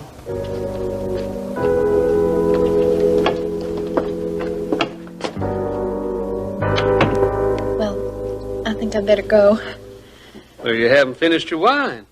Oh, well, it's really excellent wine, thank you very much, but I have a lot of work today, and if I drink any more, I'm going to fall asleep. Well, we wouldn't want that, would we? No, we wouldn't. You know, you never answered my question What question? about Elena Decker, whether she had a boyfriend.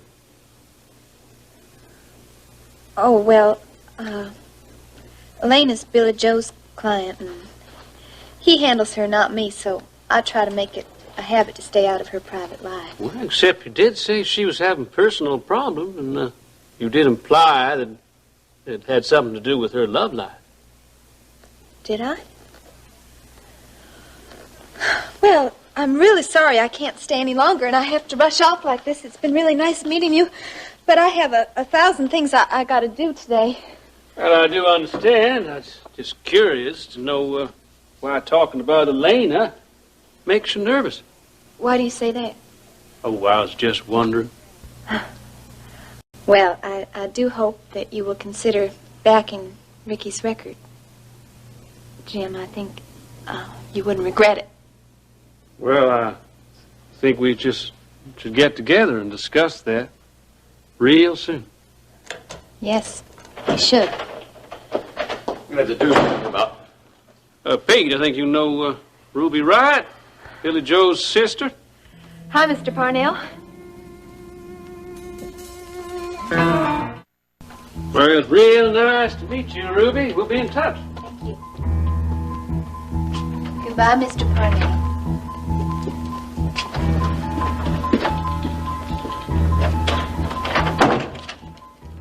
That's pretty rude to our little friend, don't you think? What was she doing here? Came to talk business with you. It was really me she came to see. What do you mean? Well, she wants me to back her client, Ricky Decker, in a record. Oh. I take it your little meeting with Paige didn't go too well. Not very. She knows something, but she's not telling. Well, it's okay. I've got other ways of making her talk. Oh, you're very foolish, Peter. I would think you'd have learned your lesson about that kind of persuasion. If you hadn't been so sad on persuading Chris Shaw and Bernie Stokes to tell you where that money was, they'd be alive today, and we'd be in a lot less trouble. Oh, come on, Jim. You wanted to get your hands on that money as much as I did. True, but I'm a lot more patient than you. I don't need patience. All I need is Joe Foster. And Paige can lead us to him. Well, forget Paige. There are other ways of finding Foster. Such as? Elena Decker. What are you talking about? You haven't been able to see the forest for the trees, have you? Fosters are under your nose all along. You're crazy. Far from it. I think it's about time we paid Miss Decker a little visit.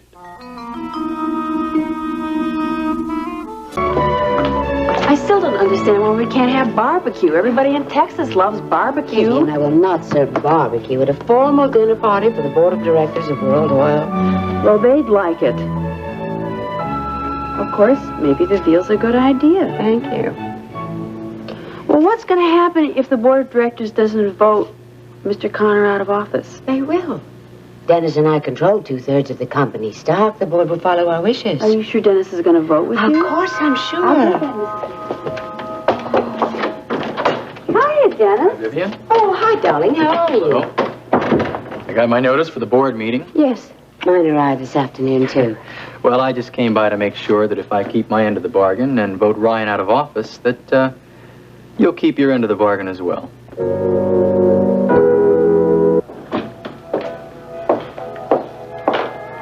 What time you got here? What'd you find out? Nothing. Elena wasn't at the apartment. Well, just gonna have to wait until she shows up here at the coop. One way or another, we're gonna find out what Miss Decker knows about Joe Foster.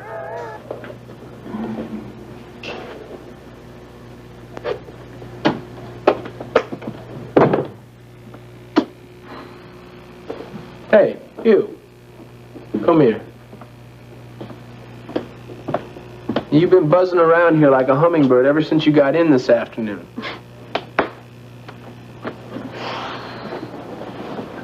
What's up? Nothing's up. I know you better than that, Elena. Hey. It's Paige. Paige? Paige Carrington. Joe? She knows I'm hiding you. What about our deal? Vivian, don't you think this would be a good time to take care of the marketing? If you say so, Mrs. Wheeler. I'll see you later. You haven't changed your mind. I mean, you're not thinking about backing out on our deal. I signed a contract with you, Dennis. I intend to honor it. Fine. Let's discuss your plans for the party. The party can wait. You always plan your parties weeks in advance. This is the most important party I'll ever attend. If you're going to invite Houston's finest to dinner and a surprise screening of Paige's film, you can't wait till the last minute. I'm giving a dinner party for the board of directors after the meeting next week. Once I have that out of the way, I'll do something about your party. Well, where do you think we should have it? Here? The top of the World Club. That would be very appropriate, don't you think? We'll see. Well, if the meeting does come first, and I help you vote Ryan out of office, you've got what you want. You better just make sure that you don't change your mind about helping me. Dennis, perhaps there is some other way. No, there is no other way. Dad and everyone else in Houston has to see Paige for what she really is. We are going to show that porno film. Yeah, why are you suddenly so concerned about Paige? Oh, it's not Paige I'm concerned about. It's you. Me? Hey, I'm fine. A couple of days on the yacht and Why don't you try talking to Elliot again? Because it won't do any good. He won't listen. He has to be shown. You see, what we have is a nice even trade.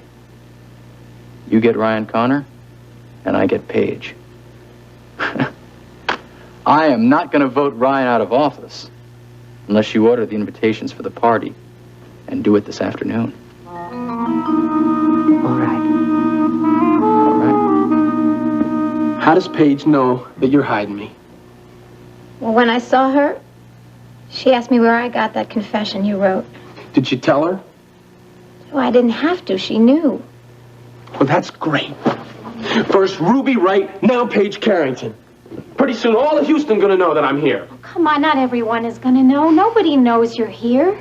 Well, those two ladies know you got me stashed somewhere. It amounts to the same thing. Bobby Sue is the only one who knows that I rented this apartment. Elena, it's just a matter of time. Somebody else is gonna find out. Look, no, even if Paige knew, I don't think she'd say anything to anybody. And what makes you so sure of that? Because I had a talk with her and I explained to her the way things were, and I think she understood. Terrific. I'll be sure to keep that in mind when the cops show up to arrest me. Because you can be sure about one thing. The cops aren't gonna understand.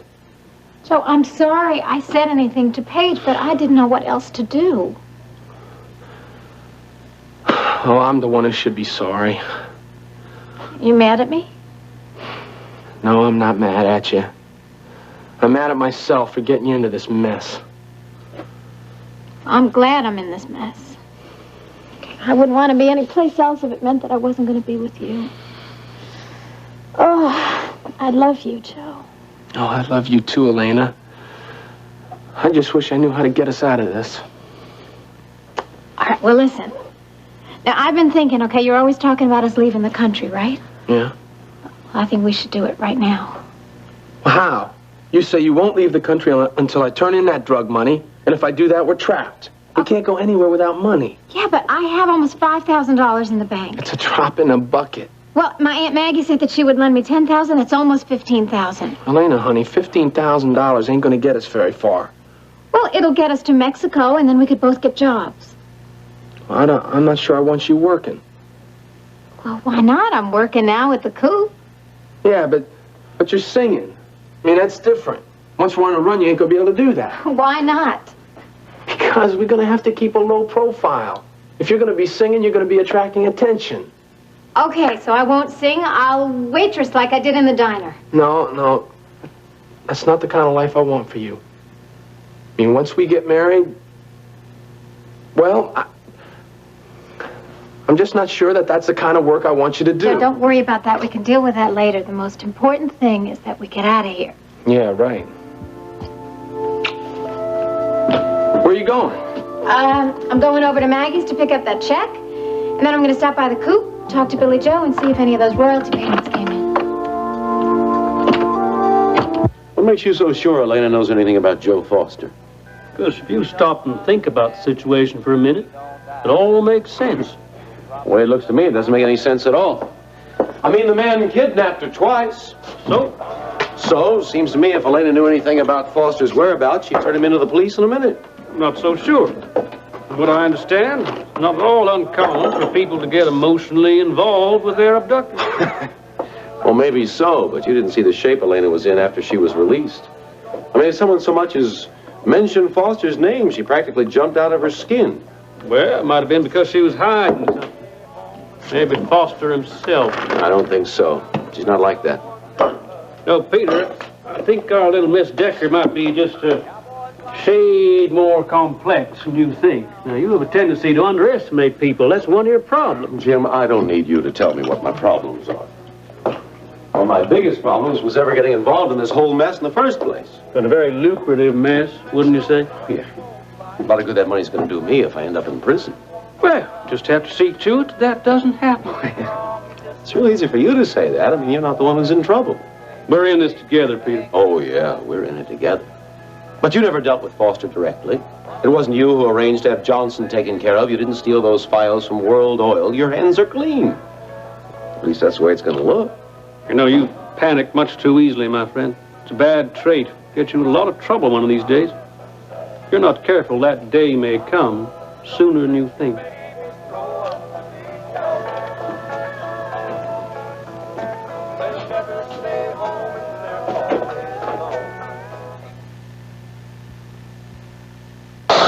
Warning. Pollen can trigger bronchial asthma attacks. Be prepared with Primatene Mist.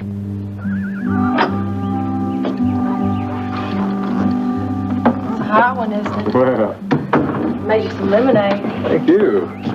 You're welcome. Well, how do you like your new home? I like it. Good. Did you talk to Becky? No. She's still in with Ryan. I will call her later. I wonder what the devil that Ryan is up to.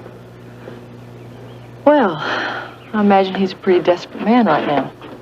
He's going to lose his job. His reputation will be ruined. You just sound like you're feeling sorry for him.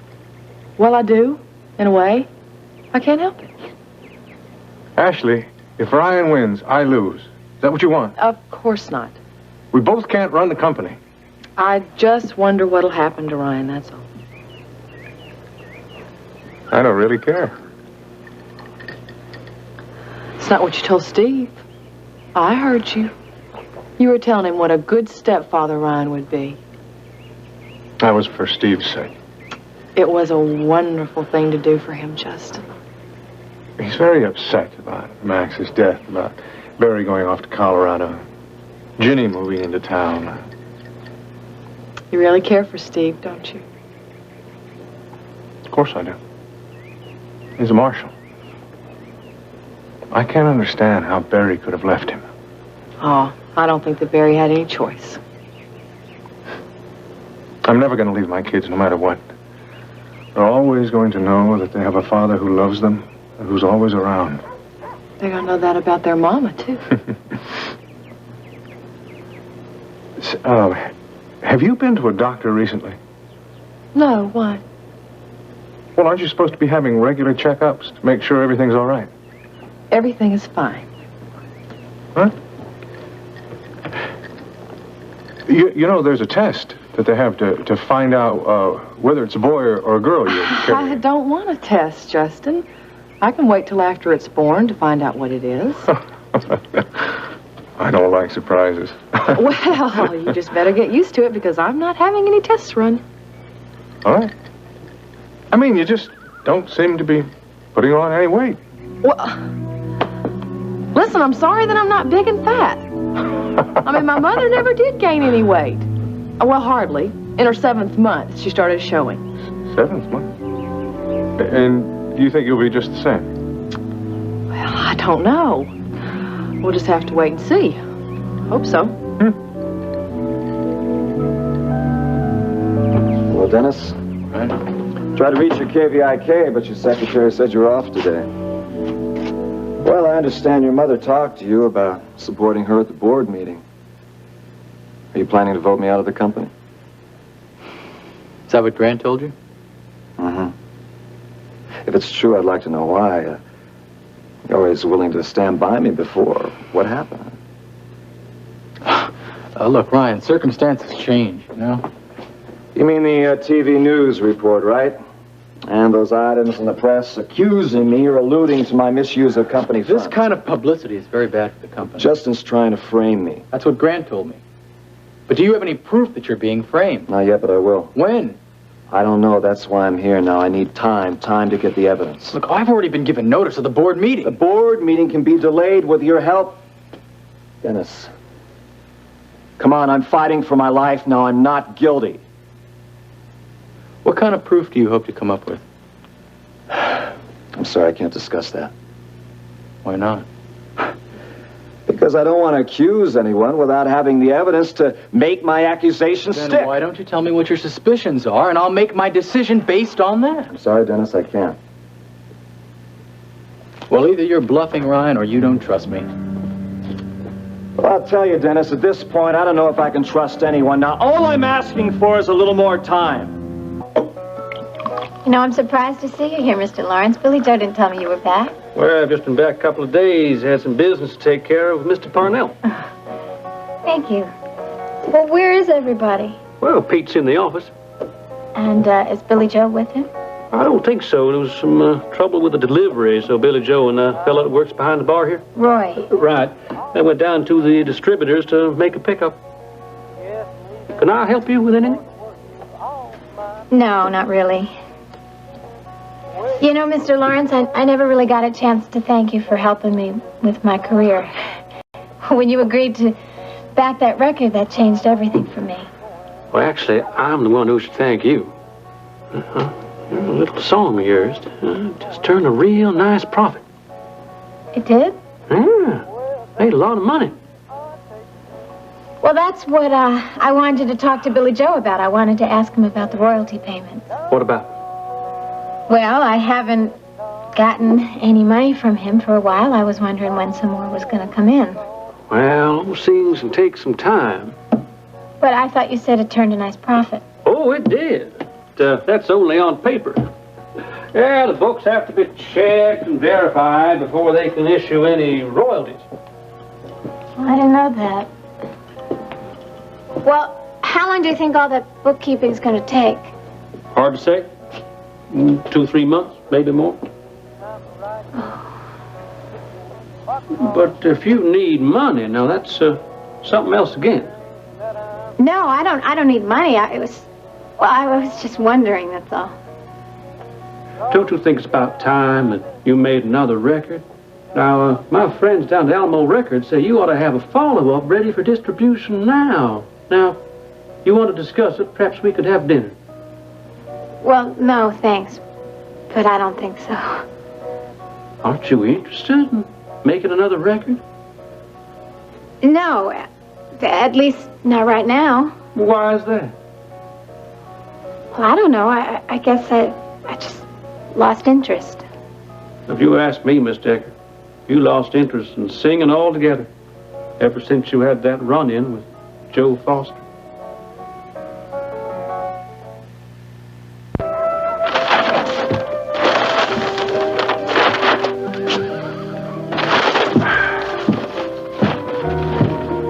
Actually, when the contractor gets here, we're going to talk him into adding a bedroom and a bath right there. Sweetheart, why? We already have more bedrooms than we need right now. I'm not having you running up and down the stairs. Justin, there's not anything that I can't do. I wish you'd just stop worrying. There's no point taking chances. Justin, your grandmother told me that a week before she had your daddy, she was out on the range helping with the roundup. I mean, all right, I'm not going to be that active, but I really think that you ought to give women more credit for being strong. Okay. Are you going to be my secretary? Well, my executive assistant when I become president of World Oil? Thank you very much. You bet I am. Listen, if you don't mind, I'd like to keep Becky on as my secretary. Then you can take off whenever you have to. Oh, sure. It's fine with me. Tell me something. Has Grandma mentioned the cabin to you at all? No. What? I'm just wondering what plans Rena has for the cabin and Max's property. Well, no, you don't think that she'll want to move in here, do you? Oh, I doubt it. I doubt it. I just like to see if I can buy that land. Well, she's not going to sell it to you. That's for sure. There's a fortune in oil under that ground. Yep. And that's exactly where it's going to stay. Considering how Max felt about oil, there's no way that Miss Rena's going to let anybody drill on that land. It's such a waste, Ashley. Justin, you've got to leave well enough alone. If Rena finds out that you're after that property, you're going to have a problem on your hands that you can't handle. Oh, I'm not so sure of that. How can you say that? Stryker Bellman is one of the most powerful men in this state. Victoria Bellman is not exactly your average housewife, to say the least. I mean, she's as powerful as he is. Don't tangle with them. You'll lose. I think the Bellmans have been very fair up till now. Don't Don't you remember how Victoria reacted when she wanted you to leave Rena alone? She got very upset, yes. Well, if she thinks that you're really posing a threat to her daughter, there's no telling what she'll do. When I become president of World Oil, I will have enormous power. But you're talking about new power, Justin. I mean, the Bellmans have been here for years. They have connections that go back for years. Years of favors done, years of favors owed.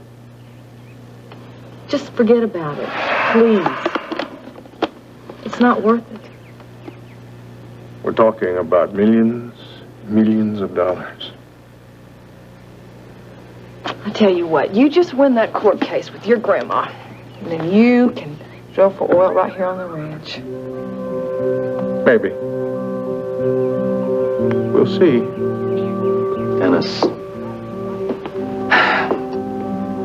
you went to jail for a crime you didn't commit. Ryan, I don't think there's any chance you're going to go to jail.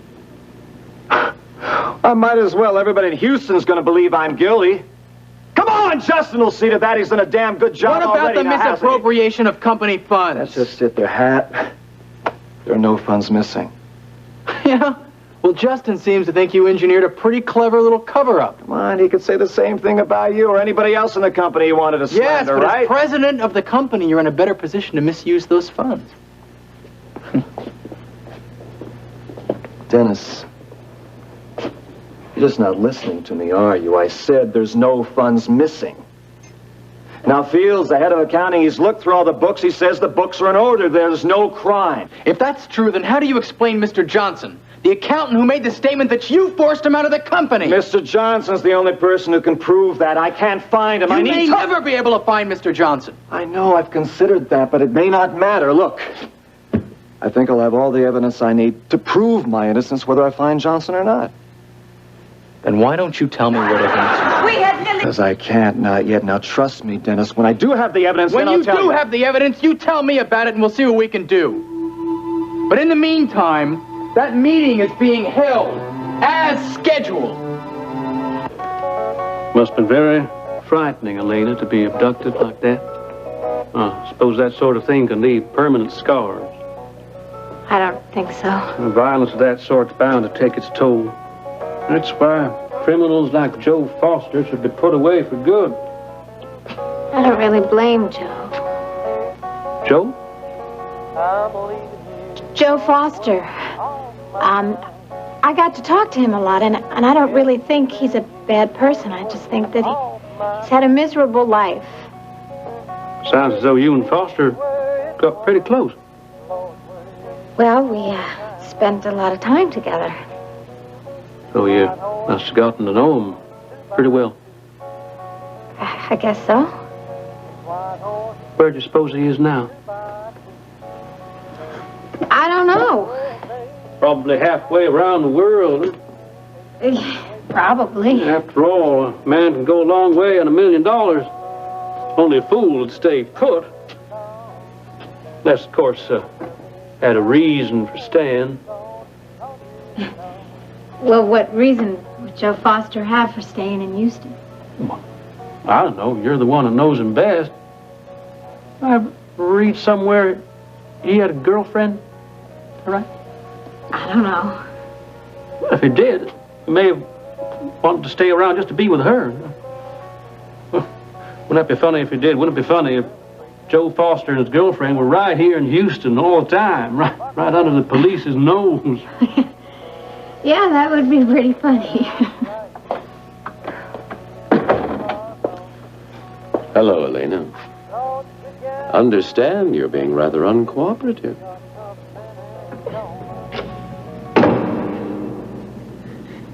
Hello, Elena. Understand you're being rather uncooperative. I'm sorry, Mr. Parnell. What was that you were saying? Billy Joe says you canceled out on yesterday's rehearsal. No, I didn't cancel out. It just slipped my mind. He said he telephoned the apartment and there was no answer. Well, no, I wasn't home. I went out shopping, but I apologized to Billy Joe last night. I guess My mind is just somewhere else these days. Well, at least you'll be here for today's rehearsal. No. No, I can't stay. Why not wait for Billy Joe? He should be here any minute. Well, no, would you please tell Billy Joe I'm sorry about the rehearsal, but I'll be back later for the show. Sure. I'll tell him. Thanks.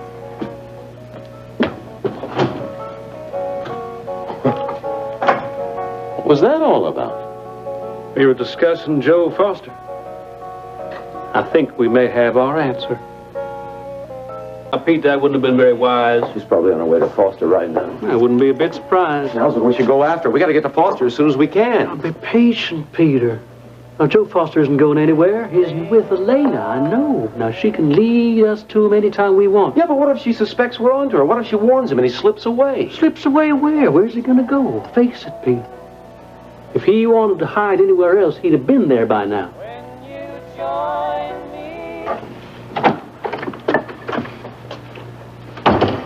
Hey, that was quick. Did you get the money? What money? The money. Remember? You left here to go to your Aunt Maggie's.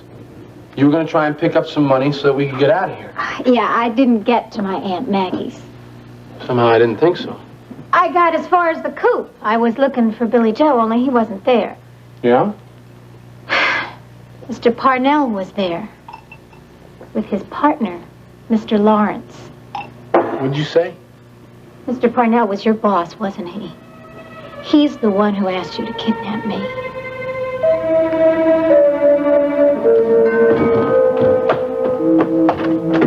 Where's my mother? Upstairs taking a nap, I think. Mom! Dennis, you don't shout at your mother like that. You know how irritated she gets when you interrupt her when she... Mom! Get down here! Dennis! What on earth are you shouting about? Look, I've got to talk to you. Well, I'm here. You calm down and lower your voice. What are you so upset about? You told me that Ryan was guilty of misappropriating funds from the company. Yes, he is. You told me there was no way he could prove his innocence. That's true. He's guilty. He just came to see me. He wants me to delay the board meeting so that he can come up with evidence to prove his innocence. What evidence? Look, I don't know. He wouldn't tell me. He's bluffing. No, I don't think so. By the way he talked, he's found something. Baby, why don't you fix Dennis some tea? Look, I don't want any tea, Vivian. Baby. All right, now. Let's sit down. Discuss this calmly and rationally. I'll tell you something. Maybe Justin is the one that put something over on you. Maybe Ryan really is innocent. I don't believe it. You don't want to believe it. But what if Ryan comes up with the proof and comes to the meeting with it? There's no way you can vote him out of office then, is there? It would be very difficult. Well, if that should happen, will you still help me with Paige?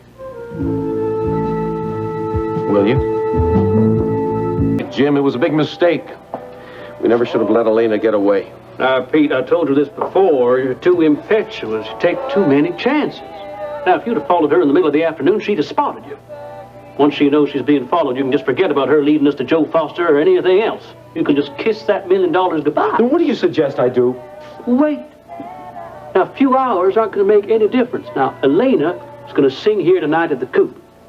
Now, after the show, should be a simple matter to follow her. When it's dark, it should be much easier to take care of him and slip away unnoticed. I recognize Mr. Parnell's voice, Joe. He was the one that was on the boat with you. And the one who came into the cabin when I was blindfolded. And the one who asked you to kill me. Yeah. Why? Why didn't you tell me about Mr. Parnell, Joe? Because I didn't want to put you in danger, Elena. But I was in danger, Joe. I was going to the coop every single night with that man there. Yeah, but as long as you didn't know about Parnell, you were safe. He's got no reason to hurt you. And what if I slipped or said something suspicious? What would he be suspicious of? You are the last person he would ever suspect of hiding me. He thinks you're scared to death of me. You should have told me, Joe. Elena, I couldn't tell you. Because if I told you, I knew you'd freeze every time you saw him. The minute you did that, he'd know something was wrong. Look, I'm sorry, Joe, but I think it's quite obvious that you just don't trust me. I trust you, Elena. Keeping you in the dark about this has got nothing to do with trust. People who love each other don't keep secrets from each other, Joe. They just shouldn't. We won't, Elena. But look, you were dead set on singing at the Coop. You wanted to earn enough so I could give back that drug money so we could get out of the country. I had no choice. Telling you about Parnell would only make things worse. He wanted me killed. But I couldn't do it. You know I couldn't. And I tried so hard to get you to trust me. I trust you, Elena. I trust you more than I've ever trusted anyone in my life. Do you think I'd be here if I didn't trust you? Well, maybe you're just here because you have no place else to go.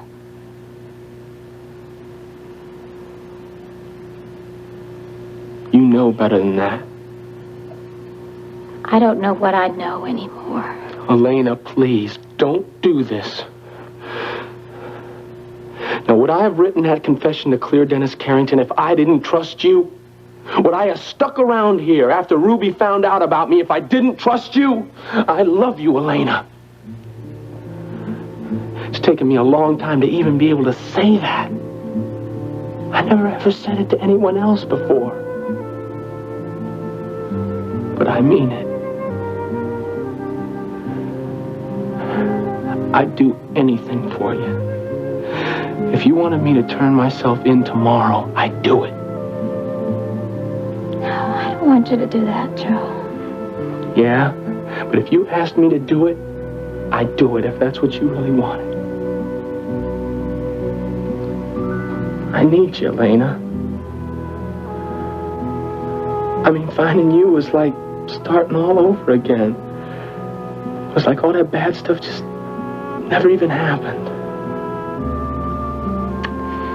I need you too, Joe. We're gonna have it all, Elena. Kids, family, all the stuff that I never had. We'll make you the happiest woman on the face of this earth. I mean it.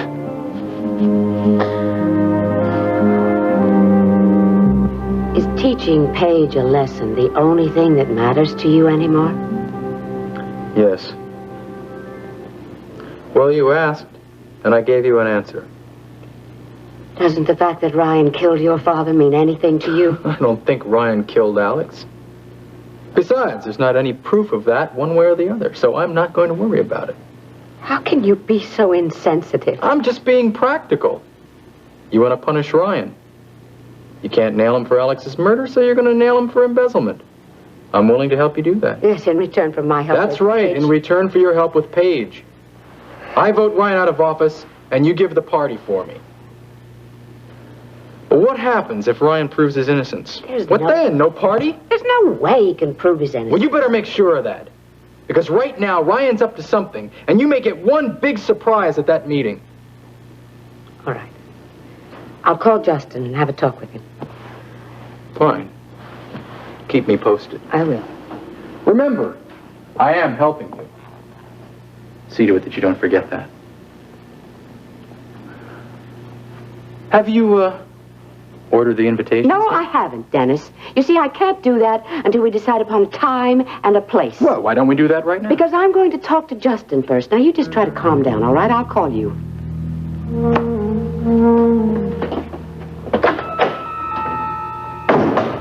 What he believed in, no matter what other people thought. I think it's important to stand by what you believe in. And the people that you believe in, no matter what anybody else thinks.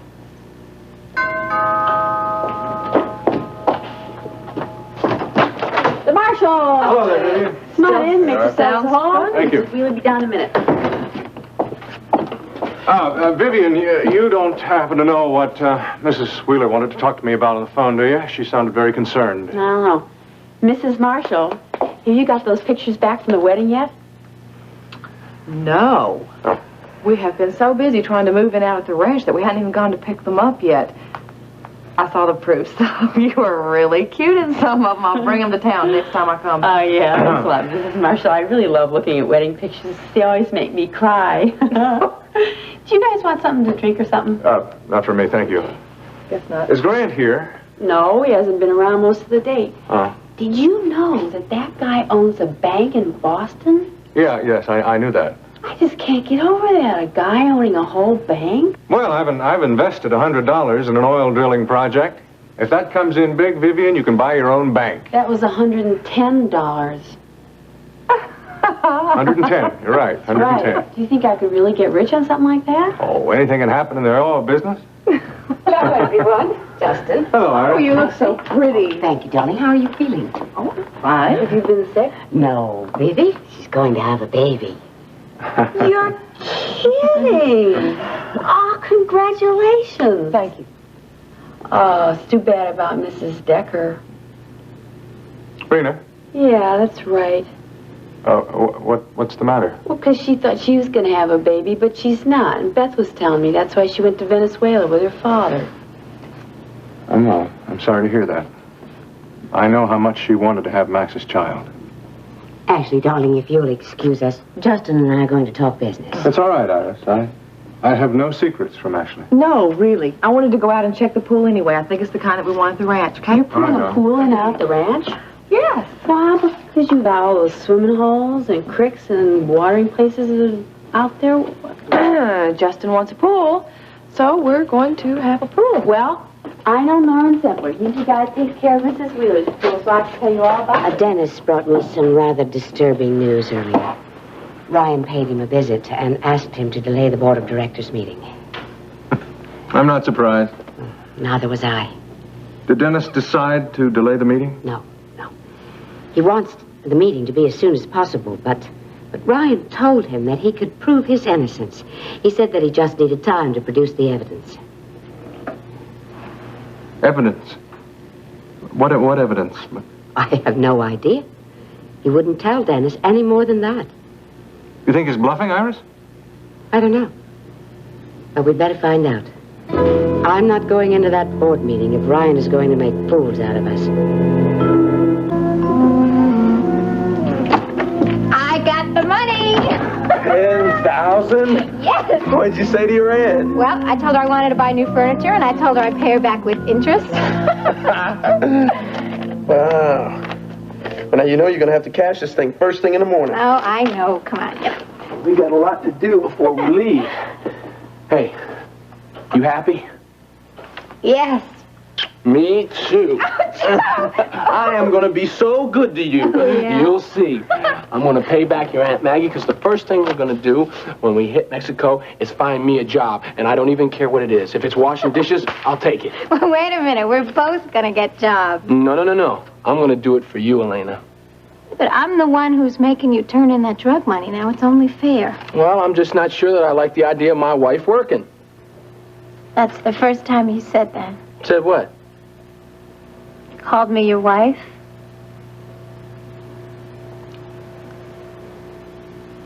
Will you marry me? Well, don't you want to get married? Oh, yes, more than anything.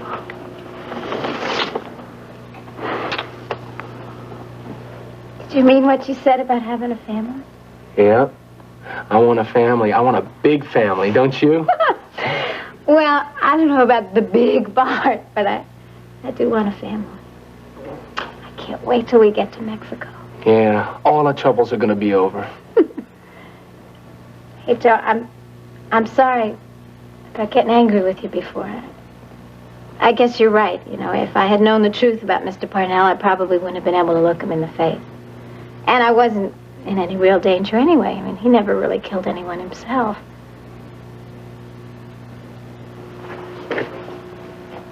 What's wrong?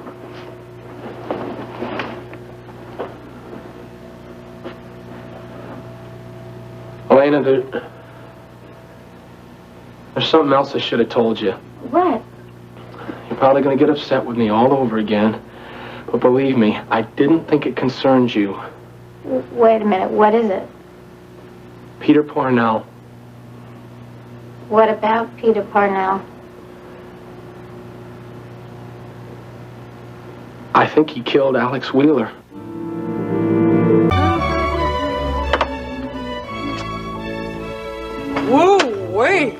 Well, aren't you something? Hi, Baba Sue. What you all dressed up for, Billy Joe? I'm supposed to be in court in an hour. What for? Anita's supposed to get her divorce today. Oh, I'm sorry, Billy Joe. Well, no need to be, at least not yet. What do you mean? I mean, I'm not going to let it happen.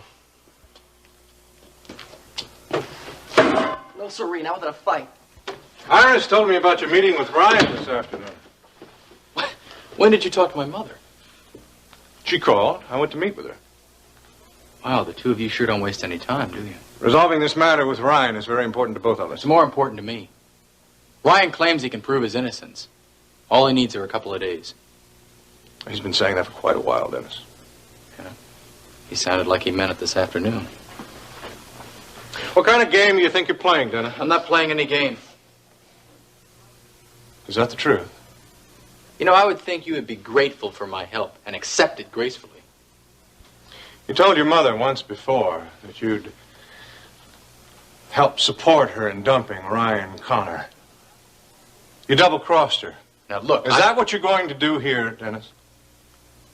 I can assure you that I want Ryan out of the company more than my mother does. Why? You always thought Ryan was doing a very good job. I have my reasons. They needn't concern you.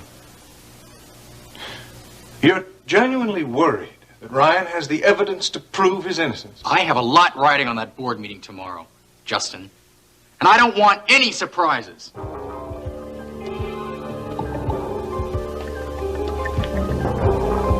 Why? Why didn't you tell me before that you thought Pete Parnell murdered Alex Wheeler? Because I wasn't sure. I'm still not sure. All I know is that Pete called me up, he asked me to do it, and I said no. And how long after that did Alex Wheeler die? Later that night. Joe! Only I didn't find out about it until 3 weeks later when you read me that article in the newspaper. Oh, come on, everybody in Houston knew. Yeah, but everybody in Houston wasn't in hiding with a bullet wound in their side. Elena, look. The same day that Pete called was the day that Gus and his friend came, shot me, took the money from us. Then you put me in hiding in that hayloft for the 2 weeks, and I didn't know what was going on. We could have declared war on Russia. I wouldn't have known. Oh, yeah, but even still, Joe, you should have at least told me when you first spoke to Pete. Elena, I hardly even knew you then. I mean, I just thought I was going to let you go and never see you again.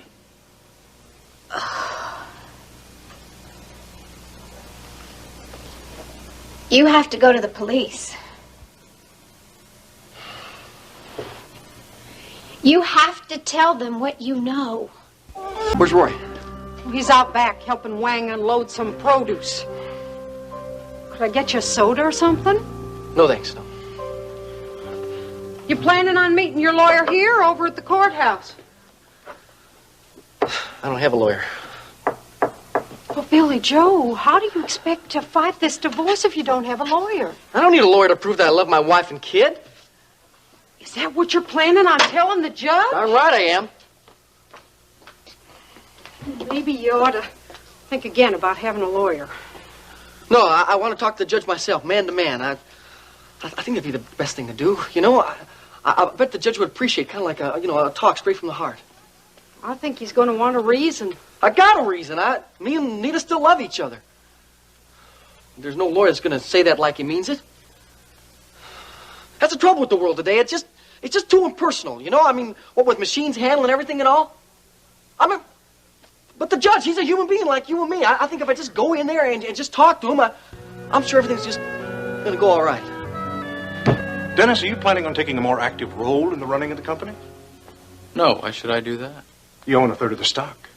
Well, there are other people in the company who know more about my business interests than I do. They can handle it. I just thought that this reversal in your loyalty toward Ryan is a sign of renewed interest in the company. I don't want to be president of World Oil. So don't you worry, Justin. I'm not going to zap you out of the job. Then why is it so important to get Ryan out? It's personal. I don't see why my reason should concern you as long as the result is dumping Ryan. Okay? Was Mr. Johnson's statement true? Or did you threaten him to get him to sign it? The statement was true. Mr. Johnson signed the statement in good faith. That's why I can't understand what kind of evidence Ryan thinks that he can come up with. Well, I don't know either. He didn't tell me. Why? He doesn't trust me. But if he thinks that the evidence will change your mind into supporting him, doesn't he know that it's to his credit to tell you what he knows? Look, he knows that I'm voting with my mother. He's probably just being careful. Probably on Grant's advice. Grant's still convinced that Ryan is innocent, isn't he? Oh, you bet he is. My mother tells me that every time they get together, he tries to convince her of that. Yeah, and that I'm guilty. Oh. Now, what could you possibly be guilty of? I'm just saying that Ryan and Grant have to blame someone. I'm the likely target. I don't think so, Justin. Ryan and Grant are not in the habit of blaming people without reason. Well, this is not solving our problem with Ryan. No, I certainly don't think so. I have an idea, Dennis, of something that we can do. If you're willing to go along with me. Try me. I'm not going to do it, Elena. I'm not going to go to the police. You have to. Pete Parnell is a murderer. We don't know that. But you think that's so. It doesn't matter what I think. We'd be going to the police with no evidence. Why don't you just let the police decide whether there's evidence or not? Because you know what they're going to decide? I'll tell you what they'll decide. They'll think that I murdered Alex Wheeler. It's the way it's been all my life. Oh, Joe, you were nowhere near that hospital the night Alex Wheeler died. You were with me. I'll tell him that. They're not going to believe you. You've been hiding a criminal. Now, look, I love you, Elena, but I don't want to go to jail for a murder I didn't commit. And I'm not leaving Houston as long as I know Pete Parnell is out there ready to commit another murder. You're one stubborn little lady. You know that? Yes. Especially when I'm right. I know you're right. And believe me, I don't want to see Parnell get off any more than you do. But the cops ain't the answer. Well, who else is there? I don't know. You need to talk to someone. You need to talk to someone who'll believe you. Well, I think that's asking an awful lot of anybody at this stage in my life. I know. Ryan Connor. Who's he? He's Alex Wheeler's nephew, and he used to work for Mr. Wheeler. You sure about this guy? Yes, I'm sure. He's a good, fair man. My brother Max trusted him. I'm going to set up a meeting for you two. Okay. You call Ryan Connor tomorrow. But just when we're about ready to leave. That way, if he wants to turn me into the cops, we'll be on our way. Okay. My little social worker. I'm not trying to be a social worker. I just want you to do the right thing. I know. I want to do the right thing, too, because I'll tell you, when we hit Mexico, and we move into our little white adobe house and start having kids running on that front yard, I don't want to have this hanging over our heads. I cause you a lot of trouble, don't I? Yeah. Yeah. But I'd rather have you cause me trouble than anyone else.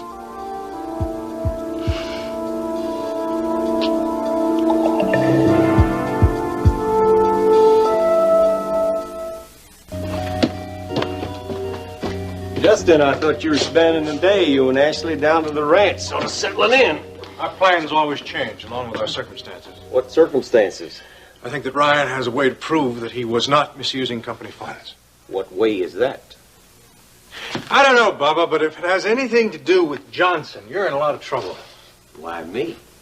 I hired you to find that man, Bubba, and you didn't. I found him. I tracked him all the way down to Mexico before I lost him. Nothing to brag about, Bubba.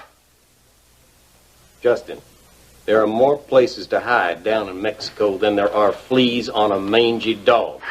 Now, if I can't find this feller Johnson, nobody can, so just relax. That's a little difficult, Bubba, when my future depends on that board meeting. Well, you think that Ryan Connor's gonna produce this fella at that meeting tomorrow? Maybe not.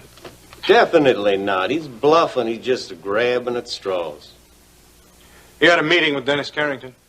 What about?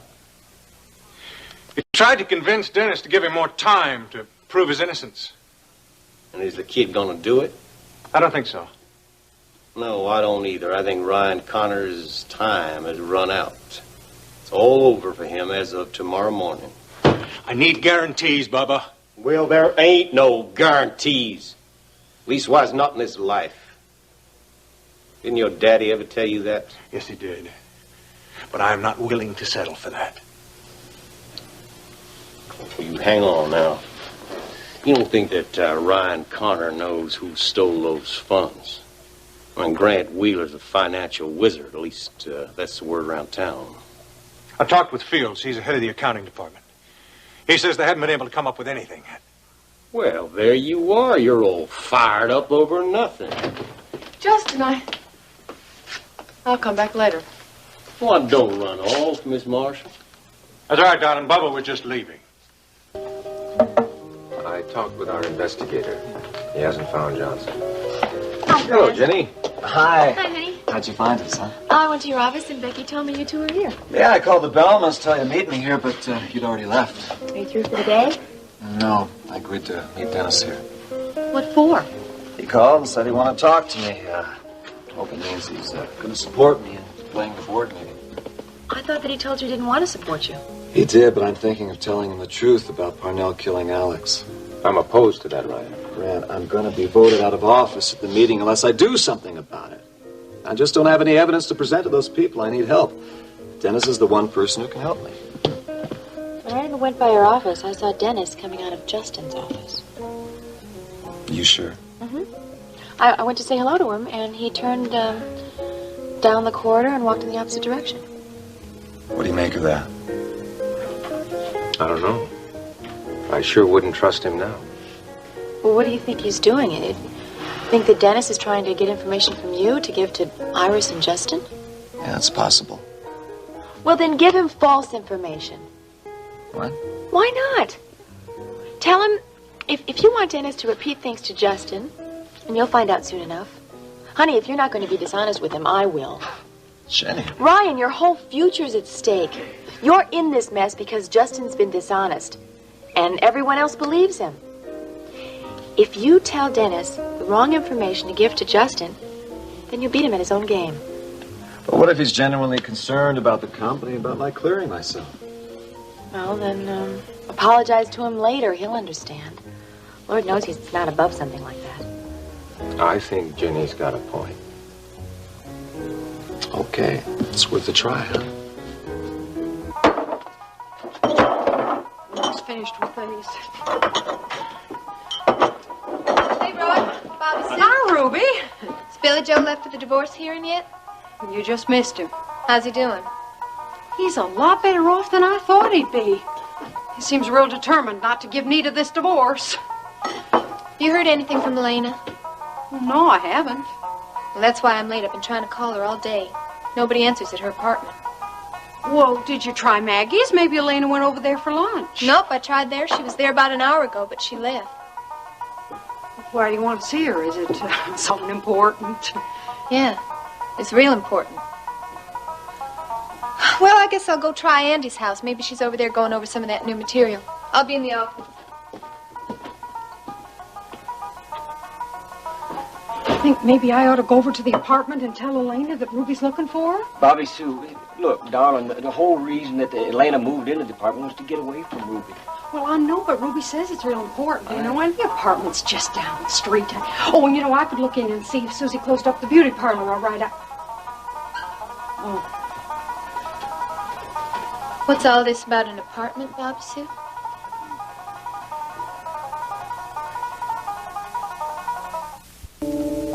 Well, Ashley, how do you like it down to the Marshall Range? Fine. Ain't it hard keeping all those pretty things of yours clean? You're just leaving, remember, Bubba? Sure. Say, I tell you, maybe one of these days I'll get in my chariot and I'll drive out to see y'all. Well, I wouldn't suggest that if I were you, Bub. I'd stay as far away from the Marshall Ranch as I could. And the Harper place, too. What are you talking about? You know exactly what I'm talking about. Lurleen Harper. Has that skinny little kid been making up stories about me again? Lurleen doesn't have to make up stories about you, Wait a minute. I told Bubba to stay away from Lured Lane, and he has so far. So let's just forget about this whole thing. I'll see you later, Justin. Where'll you be? And just call around. You'll find me. Afternoon, actually. Mrs. Marshall. Miss Marshall. Oh, Justin, the first thing that you are going to do as president of World Oil is get rid of Bubba Wadsworth. Please. I may not be president of World Oil. Yes, you will be president of World Oil. Were you able to contact Becky for me? No, but I went down to the accounting department and I talked to some of the girls down there. No one has any idea who misappropriated those funds. I don't think you have a thing to worry about. Well, Iris thinks we have something to worry about. It makes me nervous. Okay, what can we do? I have a plan for Dennis. Let's see if it works. Ryan, Yes, honey. why don't you go to the board meeting tomorrow and tell everyone about this Parnell Lawrence thing? Tell them that Mr. Johnson called and thinks that Parnell's the key. I can't prove it. Well, if Justin can't prove that you misused the funds and Iris can't prove you killed Alex, that doesn't stop them from accusing you. Honey, I can't go to the meeting with that story with no evidence to back it up. We'll all have a libel suit in our hands. We're going to have to wait, Jenny, before we advance on that information. But if Parnell did kill Alex, But if he did, and then he suspects that we're on to him, we're not going to be able to prove a thing.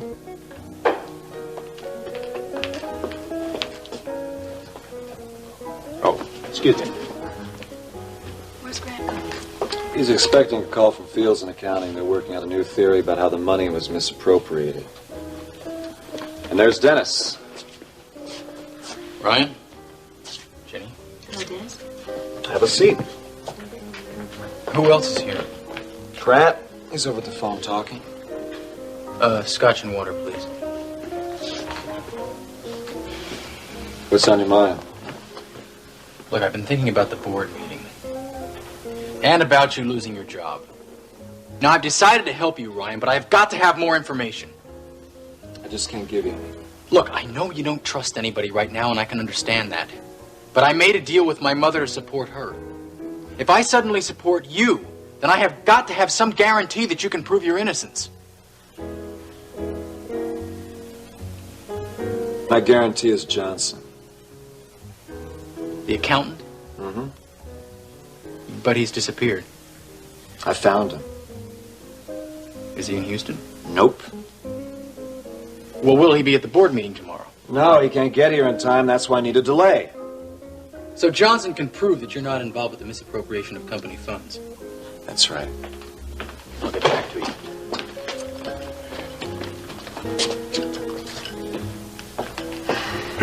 Did you tell Dennis that you found Johnson? Yeah. I'm sorry I did. Why? If Justin believes me and finds him, then Johnson's in a lot of trouble. I thought you said you were going to make a phone call. Well, I was, but I forgot I had Andy's number in my purse. Now, what was that about an apartment? Did somebody say something about an apartment? Is Elena staying in that apartment over your beauty parlor, Bobby Sue? Well, it's easy enough to find out. Elena moved in about a week ago. Well, why is it such a big secret? Didn't Elena tell you that she didn't want me to know where she was living? Well, it looks like I'm going to have to take a little walk down the street and get some answers.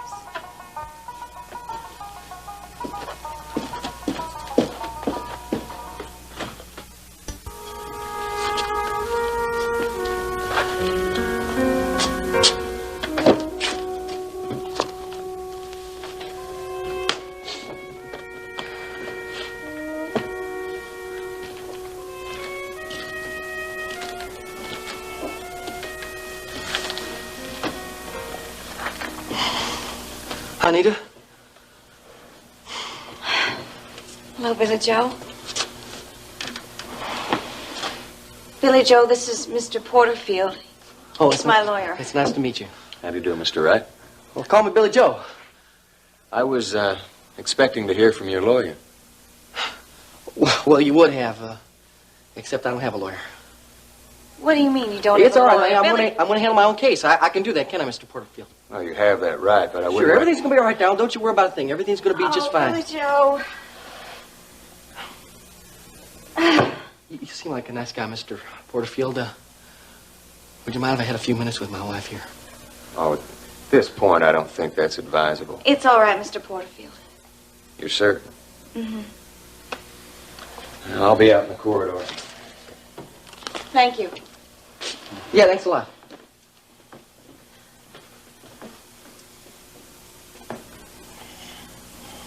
Billy Joe, why are you doing this? Me? You're the one who wanted the divorce. I mean, about a lawyer, you have to have a lawyer.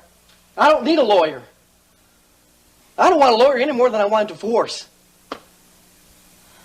I think if you just talk to me, Nita, we could work things out amongst ourselves here instead of dealing with all these strangers. Billy Joe, this is a divorce hearing. This is all nonsense, Nita, and I think it's gone far enough. Why do you just refuse to take me seriously?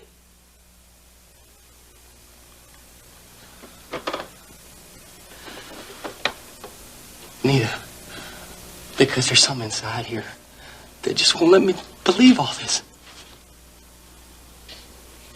Nita, you remember that? Remember that day I drove all the way out to Galveston and back to get you that dress? Because you said you didn't have anything to wear for the prom? Yeah, I remember. Why are you asking me this, Billy Joe? Because I told you that night after the dance, while we were sitting in that pavilion next to the lake. I told you you're the woman I want to spend the rest of my life with. You remember that? Yeah, I remember. I meant that, Nita. I meant it. I know you did. And you said the same thing to me, too. You said we would always be together.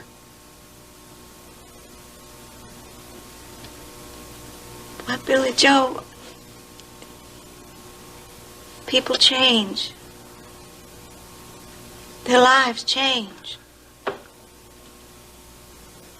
The only way I've changed, Nita, is that I love you more than ever. And you love me, too.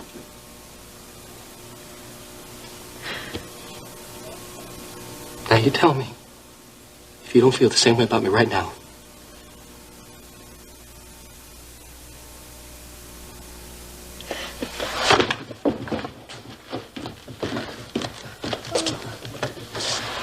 Don't you see, Nita?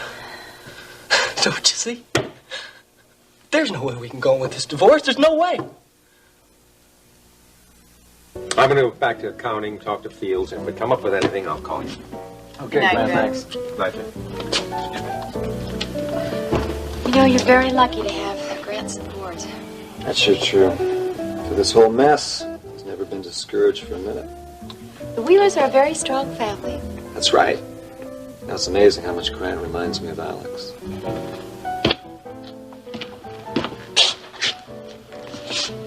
I want to talk to Johnson. Hello, Justin. I want to know where Johnson is. What for? You got a statement involving me in the misappropriation of funds. That's what we're going to present at the board meeting, right? I want to make sure you haven't threatened him, forced him to change his statement. You're the one who's been doing all the threatening, Justin. How'd you know that I found Johnson anyway? Dennis went right to your office and told you now, didn't he? You really don't know where Johnson is, do you? I'll find him eventually. Don't you think it's a little late to be playing games, Ryan? No, I'm not playing games. I don't know what you and Iris promised Dennis in return for his support, but it must have been very important. Ginny?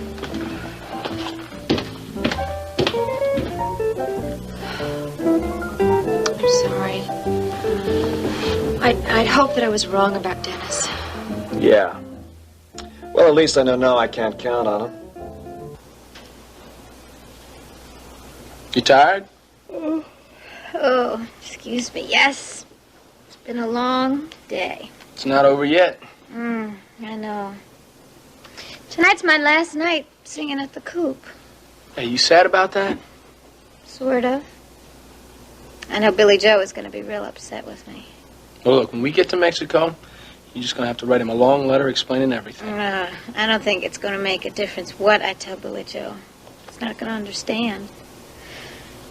You know, Billy Joe's the best friend I ever had. I know. Who is it? Elena, it's Ruby. Joe. How did she find us here? Question is not how she found us, but what she's going to do now that she knows we're here.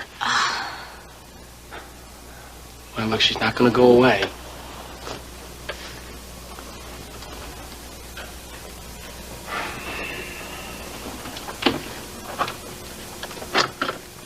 Elena, I have to talk to you. It's very important.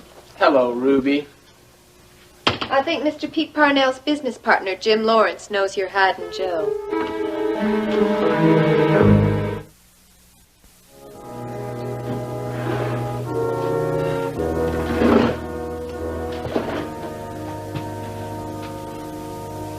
Now that we've heard Mrs. Wright's testimony, I'd like to ask Mr. Wright a few more questions. Go ahead, Your Honor. Remember, Mr. Wright, you're still under oath. Yes, sir.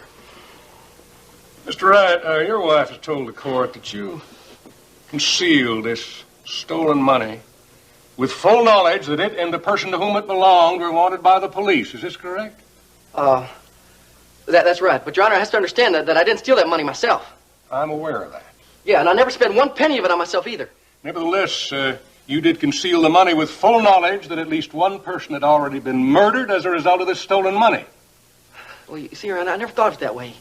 I figured that it never really belonged to anybody because the people who had it and the people who were after it were crooks. I just didn't think that far ahead. You see, all I was thinking was all the good that money could do for everybody. I never would have done anything I never would have done anything to harm my wife and our baby. But these are the facts, are they not?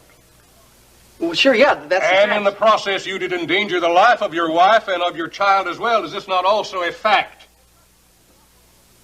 That's right, but there's things a lot more important than the facts here, the things that ought to be considered also. Mr. Wright, have you anything else to say? Any other reason why this divorce should not be granted?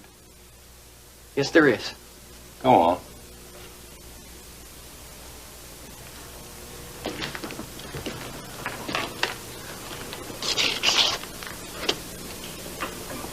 Because we still love each other.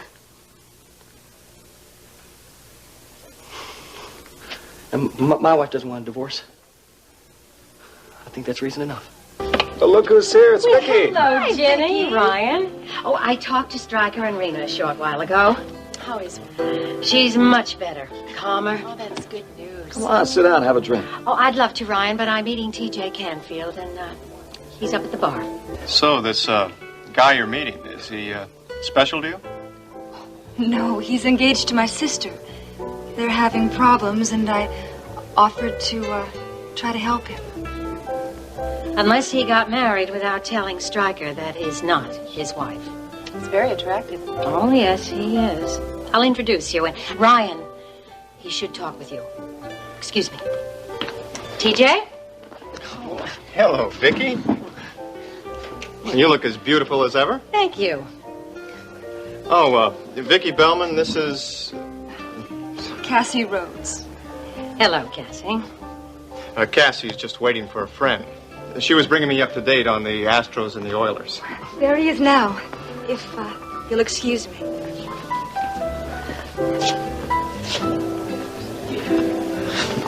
She's quite a girl. You haven't changed a bit. What makes you think that Mr. Lawrence knows about Joe? Well, I was over there this morning talking to him, and I made a little slip. What kind of slip?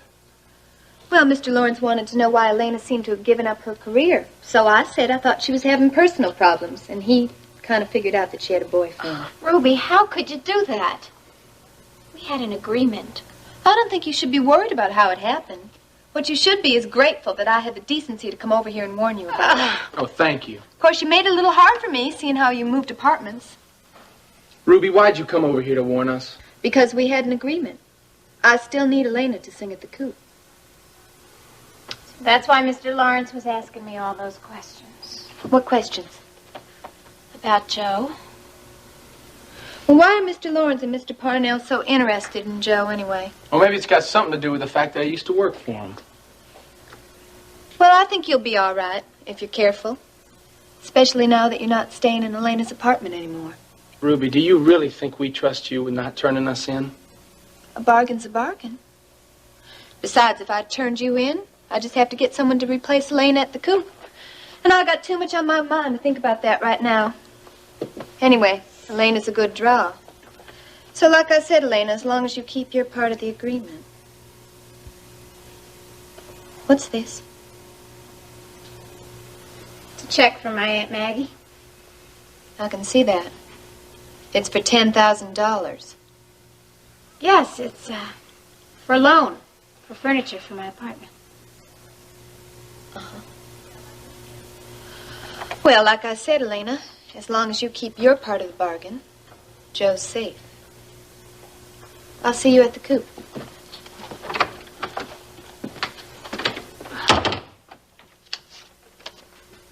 Think you believe me about the check?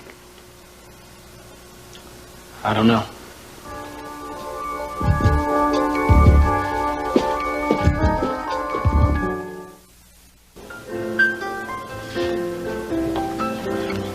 She's a lovely girl.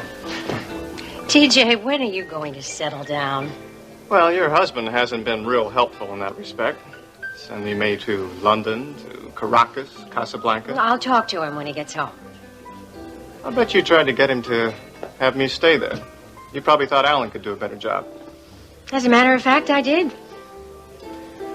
I know you've never approved of my lifestyle, but I'm a good lawyer, and I don't intend to let Stryker down. I know that. I called Ryan Connor, but he was out of his office. Oh, he's sitting right over here at that table. Come on, I'll introduce you. Now, she's my type. She is Ryan's fiancée. Come on. Lucky Ryan. Jenny Marshall, Ryan Connor, this is TJ Canfield. How do you do? Hello. Pleasure to meet you. Nice to meet you. Why don't you join us? All right. Here, let me get your chair. Thank you.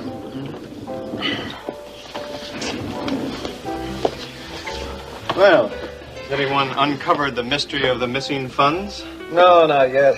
Grant Wheeler's been working with the head of accounting, but they haven't come up with any evidence yet. So I'm going to be going into the board meeting with exactly nothing. Still no Mr. Johnson? No, he's somewhere in Mexico. We haven't been able to find him. You talked to Stryker today? Yeah, I talked to him as soon as I got off the plane. He seems to think that our best bet is to appeal to the common sense and fairness of the board members. Get them to delay voting on anything until you have a chance to gather your evidence.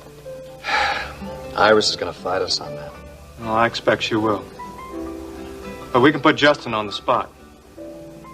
Now, he won't want to be too obvious about trying to dump you and take over. If Justin's going to be the president of World Oil, he's going to need those board members to think that he's responsible and fair. Look, Iris truly believes I killed her husband. Now she's going to be very emotional. And the more emotional she is, the better. We'll just stay calm and rational. But of course, if the board doesn't go along with Iris, she can always replace them with people who will vote with her. Yes, but that takes time. Time is what Ryan needs. Okay, we'll do it your way. Stryker's way. You just got off the plane from Casablanca this afternoon? Yes. Really? You must be tired. No, I've learned to sleep on planes. Are you going back there when Stryker gets home? Well, it depends on Stryker. The deal in Morocco is already set. Alan Hewitt's closing it. Oh, really? I went to law school with Alan. Alan told me. He sends his best. Vicki, Ryan and I are going out to dinner. Would you like to join us? Well, I'd love to, thanks, but I have a date with Judge Rayburn. I think he wants to talk about Kate. Kate? Kate Marshall. I hope I get to see her while I'm here. I like her. So does Judge Rayburn. Hey, why don't you come on to dinner with us, TJ? Where are you going? Oh, the boathouse. It's on the lake. I tell you, I got a craving for hamburgers and French fries and chili and barbecue. Boathouse sounds like fish. Well, they claim to have the best barbecue in Texas. Well, maybe I'll join you later. Oh, hello, Ashley. Dennis, where's Justin? He went to the top of the world bar to talk to Ryan. What for? What did Ryan say? Did you find a way to stop him? He pulled a fast one on us, buddy. He lied about Johnson. Oh, I should have known. Why did Ryan lie? He was testing Dennis.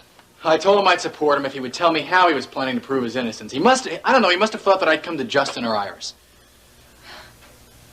Well, well, well. Goodbye, Mr. Nice Guy. And what does that mean? That means, Justin, that Ryan Connor is finally playing hardball. He's serious about keeping his job, and he'll pull any dirty tricks he can to do it. You know, he's been pretty honest and above board so far. I think he's getting real scared. He ought to be scared. He's going to be right out of here when that vote is taken. Listen, are you sure there won't be any surprises? I'm sure. Good, because I don't want any problem with that board meeting. Don't worry about a thing, Dennis. Everything is going according to schedule. Just relax. Fine. You know, I'm sorry I ever let Ryan take me in the first place. No harm done, Dennis. Well, I'll see you later. So long, buddy. Bye, Dennis. I don't understand Dennis. I thought he liked Ryan. I think he wants Ryan out of the company more than I do, if that's possible. Why? I don't know. All he'll tell me is it's just something personal. How strange. Yeah. As long as it works to my advantage, I don't care what his motives are. Tomorrow, you'll be the first lady of World Oil after the board meeting. You sure nothing can go wrong? Yep. Iris and Dennis are voting with me. Stryker Bellman won't be around to throw any curveballs. I think that the meeting will go quietly and very productively. Ryan will be voted out. I will be voted in. Let's go celebrate. I think it may be a better idea to celebrate after you have your new job. Well, then let's go celebrate my new son. We don't have to wait till he's born, do we? No, we don't have to wait. Anyway, it's our honeymoon.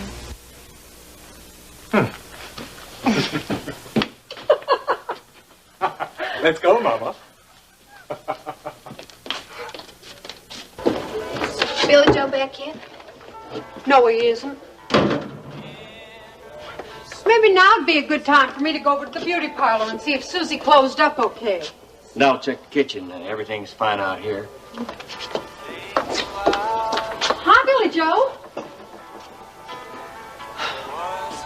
What happened? Well, I'm a free man. She got the divorce?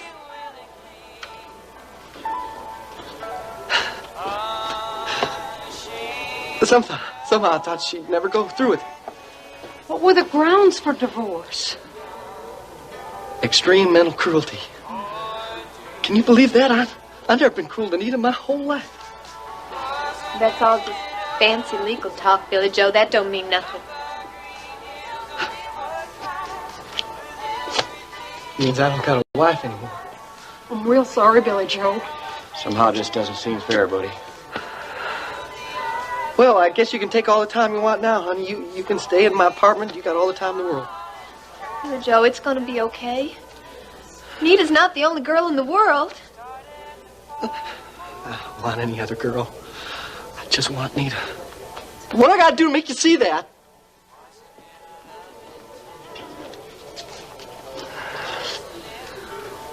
Oh, I'm sorry. I just don't understand why she did it.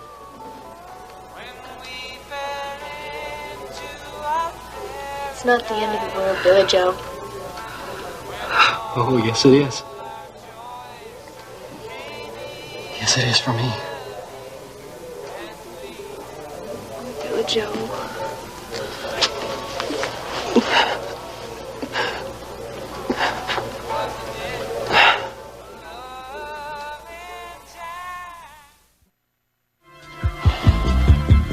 Joe, what are you thinking about? I'm thinking about how I'm going to get us out of this mess. I think everything's gonna be all right. I think Ruby's going to go straight to Parnell and Lawrence. Why? She'd have no reason to do that. She would if she thought we were going to skip town. I think we ought to leave town tonight. No, Joe, we can't do that. And look, even if we turn in that drug money, you still got to talk to Ryan Connor. You got to tell somebody that Peter Parnell murdered Alex Wheeler. Yeah, you're right. Besides, I still got to talk to my friends about getting us across the border. See, now you got me worried. Hey, that's going to be all right. I'll see to that. Yeah, if it wasn't for me, you wouldn't even be in this mess. You could have left Houston 2 months ago. Hey, if it wasn't for you, I'd be wandering around South America somewhere, going from one flea bag hotel to another, waking up every morning wondering whether this was going to be the day that the cops would finally catch up to me. Now, we're going to turn that money back in. We're going to turn Parnell in, and we're going to have a good chance of making it. But I think we got to get out of here tonight. Where are we going to go? I figure we should go to a motel somewhere. Do you really think we have to? Look, I don't trust Ruby, and if she tells Parnell, that's it. We're too close to that adobe house right now. I don't want to lose it.